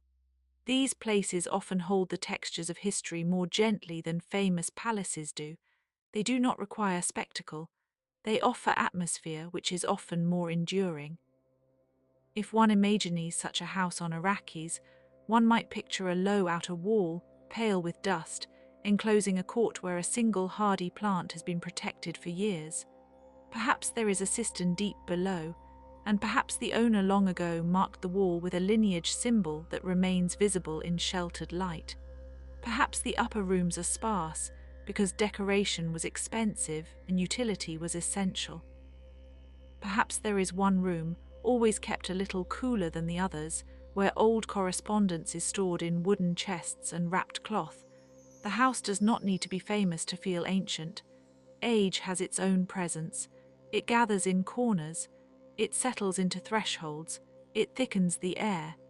And here, in the quietest way, we may remember that many ancient civilizations understood houses as continuations of the body. A home had its inner and outer spaces, its protected core, its exposed edge, its places of cleansing, its places of sleeping, its places of gathering. The vocabulary of anatomy often overlaps with the vocabulary of architecture because both describe systems of shelter and exchange. A house breathes through openings. It receives light and releases heat. It circulates people as the body circulates blood. On a harsh world, these analogies become especially vivid. The dwelling must behave almost like a living thing. The house of a great lineage might therefore be thought of as a kind of slow organism, one that outlives individuals and changes while remaining itself. Its rooms grow old. Its customs evolve. Its halls hear different languages. Its servants change, its rulers change, its banners change, but the place keeps a persistent identity. This is one of the reasons we feel affection for ancient houses, even when the families attached to them have become obscure. The house becomes more than a container for power. It becomes a vessel for continuity in a world that otherwise seems to replace everything too quickly. Yet continuity, in the desert especially, is always partly illusion. The line of a wall may look steady from a distance, but up close it reveals repairs, fractures, and later additions. The same is true of dynastic memory. Houses often tell stories of unbroken descent, but the record usually shows interruptions, reinventions, adoptions, strategic marriages, and historical omissions. The romance of purity is rarely supported by the evidence. What survives is more interesting, a layered adaptation over time. The house remains itself because it has changed without ceasing to remember its origin. That layered quality is what gives ruins their particular calm. They are not simply endings, they are accumulations. A broken arch is still an arch. A fallen stair still implies ascent. A buried court still marks a center. The ruin tells us that form can endure after function has gone, and that meaning can linger after use is lost. This may be one of the most consoling truths in all of architecture. Not everything has to remain complete in order to remain beautiful. Not everything has to remain useful in order to remain worthy of attention. So when we think of Dune's ancient houses, we can let ourselves think not only of power but of weathering, not only of succession but of sediment. A house is a slow archive of climate, politics, taste, and habit. It preserves choices in the materials that were available and in the arrangements that seemed wise at the time. It remembers the hands that repaired it. It remembers the winters and droughts, the high years and the quieter decades. It remembers the persons who thought themselves permanent and were not, and the unnamed workers who understood, perhaps better, that all permanence is borrowed. There is a peace in that understanding, if we let it be peaceful. To belong to time is not only to be consumed by it, it is also to participate in its steady making. The old houses of Dune, with their vanished courtyards and sealed corridors and forgotten family rooms, belong to that larger process. They were made, altered, inhabited, defended, emptied, remembered. Their remains do not fail because they are incomplete. They succeed because they still allow imagination to move gently among them. And perhaps imagination is the final room in every ancient house. It is the chamber that survives when the roof has gone. It is the place where a child, a scholar, a pilgrim, or a sleepy listener can enter and feel the shape of what once was. In that room, the walls are made of attention, the windows are made of memory, the floor is made of old stories laid down softly one over another. So let us keep walking there slowly with no urgency at all. Let the old dynasties rest in their layered dust. Let the sealed door remain sealed. Let the inscriptions keep their partial meanings. Let the broken stair continue to suggest a level above that is no longer reachable. Let the courtyard hold its evening coolness. Let the archive breathe in silence. Let the desert take what it takes and leave what it leaves. For a little while longer, the ancient houses of Dune can remain before us as a field of quiet shapes, distant and patient, half remembered and half imagined. Then even that image may soften. The stone will lose its outline. The wind will blur the edges. The names will thin into a murmur, and the murmur will become stillness. In that stillness there is nothing to solve. Only the old, gentle fact that people were here, that they made shelter, that they loved what they could protect, that they entrusted part of themselves to walls, and that the walls, even after all this time, continue to offer the smallest, calmest reminder of them. Now the desert is very dark. The remaining houses are dark too, but not in a fearful way, more like resting eyes. More like a world at last giving up its insistence. The stars are steady. The air is cool. The old stones keep their long, quiet memory without asking anything from us. And as sleep comes nearer, it may feel as though we are drifting into one of those deep interior chambers at the center of an ancient house, where the sound of the outer world fades, and the last thing left is a soft awareness of being held, briefly, safely in the dark. Yet even in that dark, the mind may continue to wander in a gentle way, moving from one old threshold to another, as if it had become a small lantern carried through a ruin at midnight. It might pause at a lintel carved with a crest worn almost smooth by time. It might pass a column whose base is fretted by sand, and whose capital still carries a trace of once careful ornament. It might notice a narrow stair descending not into danger exactly, but into the patient depth where older rooms wait without complaint. The houses of Dune, ancient as they are imagined to be, feel especially quiet because they belong to a world where power is never merely personal.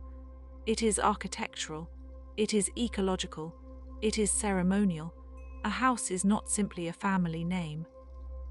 It is a way of arranging space, inheritance, allegiance, and memory so that they appear natural, even when they are fragile. A banner hanging from a tower does not only declare loyalty, it also tells a story about who is allowed to stand in the light, who is expected to remain unseen, and who will be remembered when the hall is empty.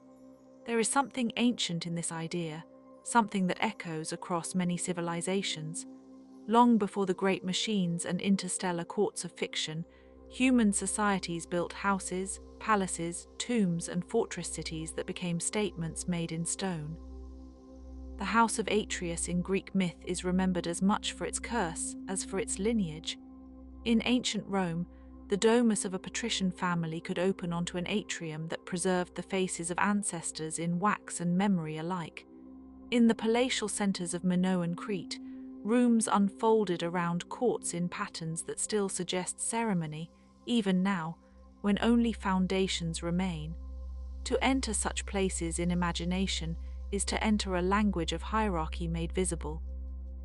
Dune takes that old language and gives it the dry, severe beauty of a desert planet. On Arrakis there is little that is casual. Stone is precious, water is precious, shaded space is precious. A house that endures there must be both fortress and philosophy. It must answer the environment with restraint. The old noble families, whether in the wider Imperium or in the mythic memory of the Fremen and desert scholars, are not merely wealthy, they are adaptations. Their survival depends on ritual, on restraint, on the careful management of appearances and resources. Even their decadence, when it comes, is shaped by the planet's severe demands. And so the remains of these ancient houses feel different from the ruins of wetter worlds. They do not crumble into lush overgrowth. They weather into austerity. Their surfaces become pale and furrowed. Their shadows sharpen. Their courtyards collect dust instead of leaves. A broken arch on Arrakis does not appear softened by moss. It appears engraved by absence. The desert does not hide the ruin so much as interpret it, simplifying it into line and silence. That simplification can be haunting. It makes the old structures seem at once more fragile and more eternal. Fragile because every edge is exposed. Eternal because the same wind that erases detail also preserves a kind of general form. The desert is a sculptor that never finishes. It revises. It abrades. It reveals underlying shapes by removing what is unnecessary. In that sense, the ancient houses of Dune become almost geological. They are not just buildings. They are layers of political time, exposed like strata in a cliff face. If we imagine ourselves standing before one of these old estates, perhaps on the edge of a desiccated basin or beneath a low and strangely blue twilight, we might notice how the silence around it is not empty. It is full of long durations, a silence like that suggests past conversation, old footsteps, the remote closing of doors. It suggests meals once eaten in confidence, disputes once whispered behind carved screens, letters once sealed with rings bearing the marks of vanished lines.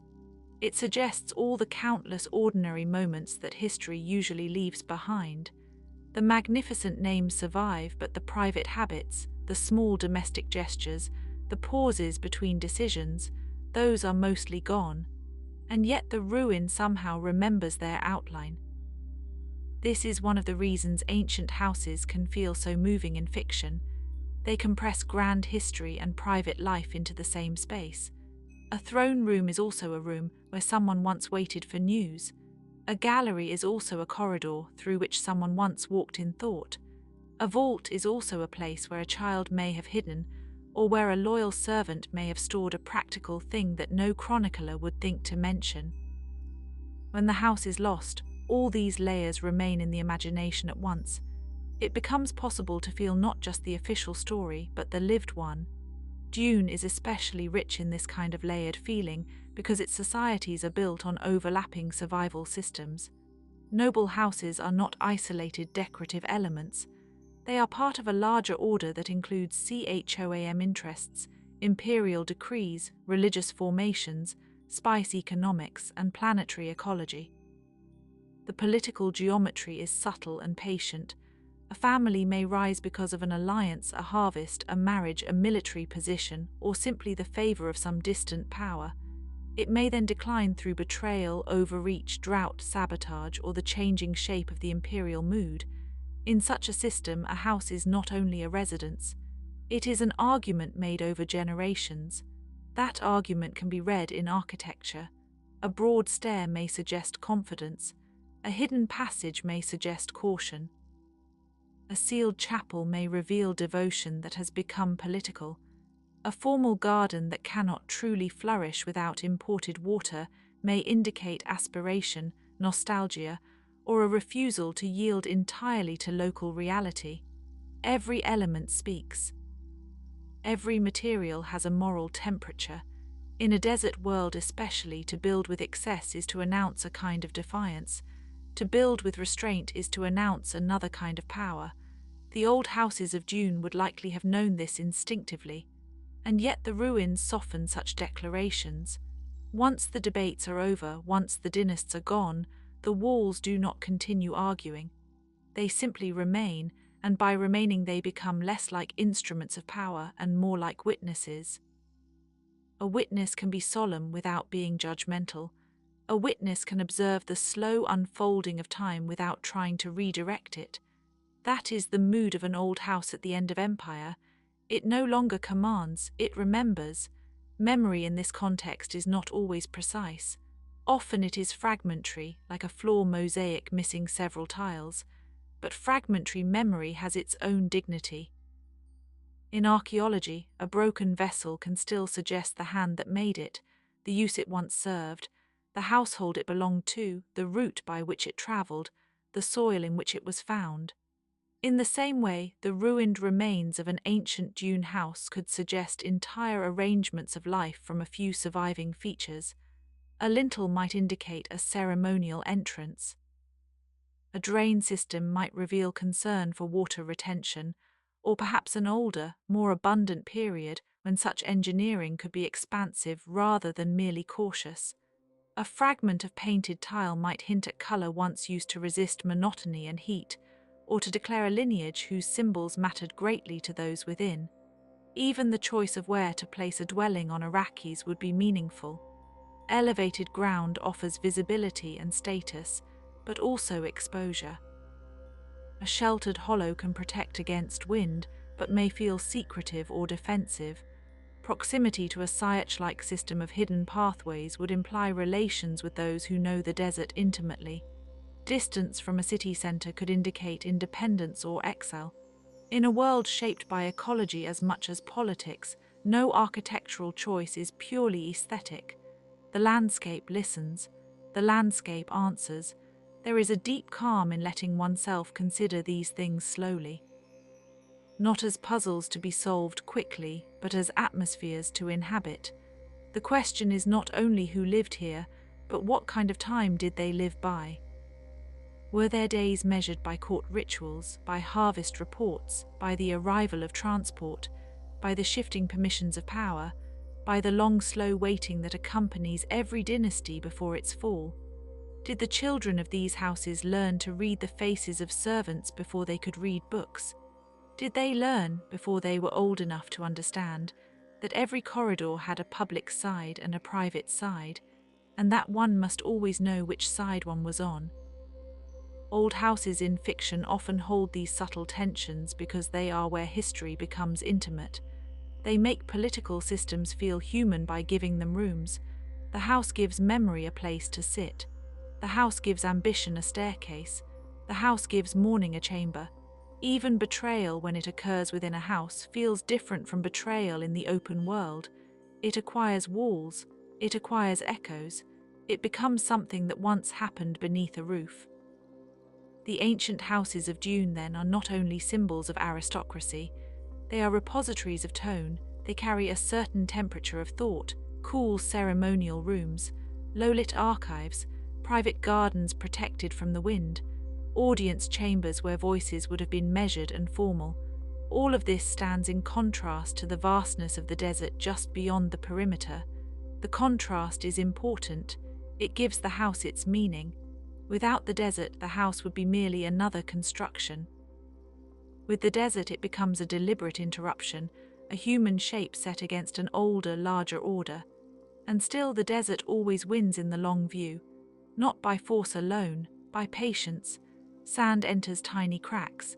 Heat expands what was once tight. Wind removes surfaces. Water, so carefully stored, so often treasured, remains vulnerable to loss through evaporation, leakage, theft, or simple scarcity. On Arrakis, this means that even the greatest houses must live under the sentence of impermanence. They can delay decay. They cannot abolish it. That limitation gives them a touching seriousness. They are magnificent but never entirely secure. They are always negotiating with disappearance. This negotiation is familiar to all human history, though the scale may differ. The great palaces of ancient Mesopotamia, with their mud-brick grandeur, were always at the mercy of weather and time. The palace complexes of Assyria proclaimed invincibility, yet became mounds of earth. The cliff dwellings of the ancestral pueblones endured in part because they were built with intimate knowledge of place, yet even they became relics of changing patterns of life. Across the world, houses of power rise, are inhabited, are abandoned, and eventually become archaeology. Dune magnifies this universal pattern by placing it under harsher sun. There is also the mystery of what exactly remains when a house is gone. Is it the name, the lineage, the emblem, the shape of the courtyard? Taste of a particular dish served in a particular hall, the family stories repeated on quiet evenings. The answer may be all of these and something less visible as well. Sometimes what remains is not a fact but a style of expectation. The descendants of a house may inherit not just claims but instincts. They may carry a way of entering rooms, a way of speaking to subordinates, a way of imagining the world as a field of obligations. The ruin of a house, then, is never purely physical. It lives on in habits that outlast the walls. This is perhaps why the ancient houses of Dune feel so full even in ruin. The absence of the people does not make the space empty. It makes the space resonant. Every corridor suggests an old rhythm of movement. Every threshold suggests a custom of crossing. Every upper balcony suggests who was once permitted to overlook whom. In this sense, the ruin is not a blank. It is a score with many notes missing, yet enough of the line remains for the mind to continue the music softly on its own. If the listener were to drift a little further into this imagined history, they might encounter names that sound half-preserved, as names in old chronicles often do. A duke whose reforms were admired but later forgotten, a matriarch who kept the household together through a period of drought, a younger son sent away to consolidate a border alliance, a daughter whose betrothal altered the fate of an entire district, a steward who understood the accounts better than anyone and whose quiet accuracy may have saved the estate more than once. The chronicles usually dwell on the rulers, but ruins are democratic in a way.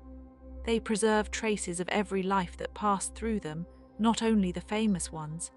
In an older civilization, perhaps in the buried palaces of the Near East or the ceremonial centers of the Aegean, the same principle applies. A fallen wall may preserve the imprint of a tool. A storage jar may hold residues of grain. A seal may show the symbol of authority while also revealing the practical system that distributed food. The grand and the ordinary interlace. Dune's ancient houses, if they were ever to be studied as archaeological sites, would likely reveal similar layers. The household economy, the administrative order, the ritual life, the private beliefs, the imported luxuries, the locally made repairs, all of it would lie side by side beneath the dust. One can imagine a scholar standing there with patient hands, tracing the line of a foundation and trying to infer the shape of a vanished hall. One can imagine a scribe's tablet half buried near a collapsed stair, its surface bearing a list of inventories, names, or ceremonial dates. One can imagine the faint smell of mineral heat rising from the stones at dusk, or the little sounds made by shifting grit in a dry breeze. These are not dramatic details, but they matter because they are the texture of persistence. They are how ruins speak when no one is asking them to perform. There is a particular softness in imagining a house after its use has ended. The sharpness of purpose has gone. The corridors are not hurrying anyone now. The rooms are no longer assigned by rank or schedule. Even the acoustics of the place seem changed, as if the walls have grown a little more receptive. In a functioning house, sounds are received and answered by labor, by routine, by command. In a ruined house, sounds can linger. A footstep lasts longer. A whisper becomes more noticeable. Silence itself acquires volume. This makes ruins excellent places for thought, or for the sleepy drifting of thought into something less directed. Perhaps that is why such settings are so comforting at bedtime. They allow the mind to wander without obligation. They provide enough structure to prevent anxiety, but enough openness to invite dream. Ancient houses are especially suitable for this because they are already full of thresholds, and thresholds are good places for the mind to rest. One can remain just inside a doorway and feel that a whole world lies beyond, while also feeling safely separate from it.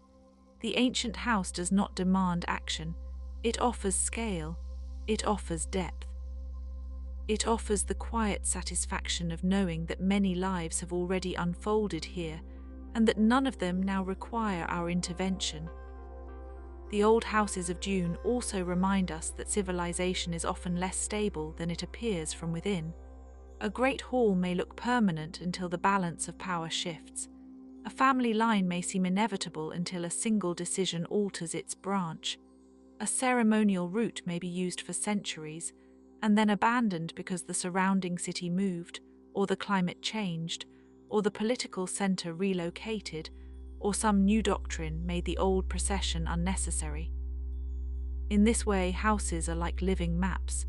They record not only what was, but what was believed to be unchanging at the time. And yet the larger atmosphere of Dune suggests that change itself is the real constant.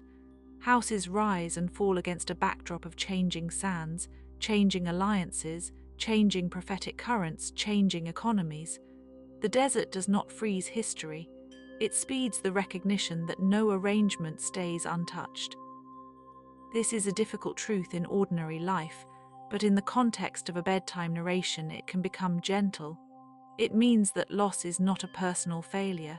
It is part of the condition of all built things. The question becomes not how to keep everything forever, but how to shape what we make so that it can carry meaning even as it wears away. Some ancient builders understood this well. They built with durable stone not because they expected eternity, but because they wanted to communicate across time. A temple, a tomb, a palace, a house of governance, all of these could be addressed to the future in a language of material care. Dune's ancient houses at their best seem to belong to that same impulse. They are not just shelters from weather. They are messages from one generation to another, saying that someone was here, that someone valued order, that someone hoped the arrangement of a room might outlast the arrangement of a reign. Such messages are never fully controlled by their authors. Time edits them. It strips away the intended certainty and leaves a more ambiguous relic behind. A palace intended to celebrate authority may later appear as a monument to anxiety. A defensive wall may look heroic in retrospect and oppressive in another light. A grand staircase may seem elegant until one notices how much labor it required, how many hands must have quarried, hauled, cut, fitted, polished, and maintained it. The beauty of ancient houses lies partly in this ambiguity. They are never only one thing. They are ambition and fragility, pride and utility, memory and erasure. If one listens carefully to the idea of a house on Dune, one can almost hear the seasonal breath of the planet around it. Not a season in the lush sense, but in the deep ecological sense of rhythms of heat, drought, wind, and rare or sudden water. A house that survived there would need to align itself with those rhythms, or pretend to. The thick walls, the shaded courts, the recessed rooms, the collection systems, the strict discipline of consumption, all would express a civilization that has learned to negotiate with a world that does not invite carelessness. Such restraint creates a particular beauty. It is not ornate in a careless way. It is ornament shaped by necessity, elegance constrained by survival. There is an old and almost quiet pleasure in this kind of beauty. It does not shout, it settles, it asks to be seen in low light. It rewards patience. A carved stone basin, a corridor whose proportions encourage stillness, a portal framed by weathered symbols, a private room that catches the cool air at dawn, these are not loud marvels. They are intimate ones. They belong to the kind of attention that notices how a place feels rather than only how it looks. In a sleepy mood, such attention becomes very restful. The mind begins to value the small adjustments that make a place humane. Perhaps in the very oldest memories of Dune's houses there are stories of arrival, a family first establishing itself near a source of water, a fortress becoming a residence becoming a dynasty becoming a legend. Then, much later, the legend becoming a ruin visited by scholars, pilgrims, or the descendants of those who once ruled there. Each phase changes the meaning of the walls. The The same stones can be defensive, domestic, sacred, or historical depending on who crosses the threshold. Time is what changes a building from a tool into a text, and texts too can be ruins. A fragmentary chronicle is like a collapsed arch. A partial genealogy is like a missing wing.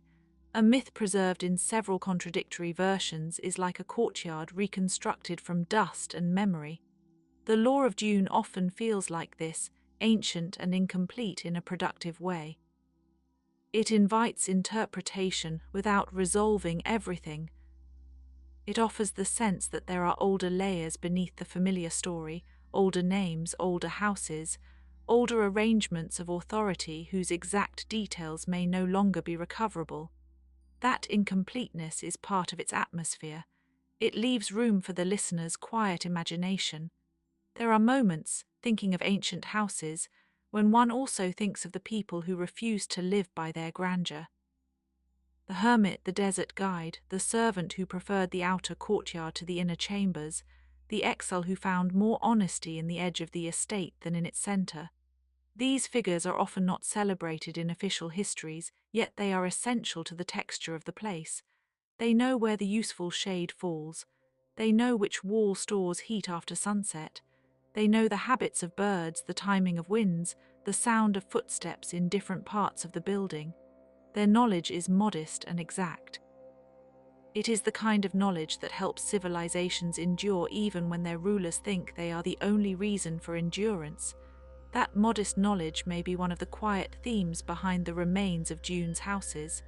A great house is not only sustained by its proclamations, it is sustained by craft, maintenance, memory, and 1,000 unnoticed acts of care. Someone oils the hinge, someone records the grain, someone keeps the old route open. Someone remembers the family custom that prevents offense, someone repairs the water seal before the system fails. Without these small fidelities, no dynasty lasts very long. Ruins, then, are not simply the result of enemies or storms, they are also the end of maintenance. They mark the point where the daily labor of continuity was no longer enough. This makes their silence feel humane rather than bleak. A ruin is evidence that something was once cared for deeply enough to be worth building. It is a record of investment, not only of loss, and because of that it can be a comforting object for reflection. It tells us that devotion leaves traces, even when outcomes do not endure. The house falls, but the making was real. The hall empties, but the gathering happened. The lineage ends, but the love, fear, ambition, or loyalty that shaped it once existed in full human force. If we linger with that thought, we begin to see why so many cultures preserve ruins, or build new structures around old foundations, or treat ancient sites as places of reverence rather than mere debris. Ruins slow the mind. They humble it gently. They remind us that our own present, too, will one day become an earlier layer. The room we sit in now will belong to another century's interpretation. The objects that feel ordinary to us may become precious fragments. The stories we repeat casually may one day survive only in partial quotations. This is not sad in itself, it is simply the way time works, and knowing it can make us a little kinder to our own moment. The ancient houses of Dune, in their imagined remains, participate in this larger mercy. They ask nothing from us except attention. They do not demand reverence, though reverence is natural. They do not demand explanation, though historians would gladly offer it if they could. They simply stand or half stand in the desert light, giving shape to absence. They allow us to feel how architecture can keep company with silence. And now, as the narration itself becomes more distant, we can let the scene grow even softer. The courtyard is almost entirely shadow. The corridors are dim enough that their corners blur. The old banners, if any remain, hang motionless or are gone altogether, leaving only the memory of fabric. The carved names have worn into smoothness. The water channels are dry. The stairs are warm from the day and cooling now. A fine layer of sand rests in each crease and joint, making the whole place seem less broken than gently reclaimed. Somewhere beyond the walls, the desert continues its timeless work. Dunes shift by inches. Stars hold their places. A far-off wind passes over stone and emptiness alike. Nothing dramatic occurs, nothing needs to. The night itself is enough of an event. And if the listener is nearly asleep by now, perhaps the mind is no longer holding the houses as separate structures at all, but as one vast and peaceful impression. A sequence of arches, thresholds, courtyards, chambers, archives, and silent rooms receding into the dark. The ancient houses of Dune become a dream of shelter after power, form after function, memory after use. They become proof that even what has fallen can remain gracious, even what has been emptied can remain meaningful.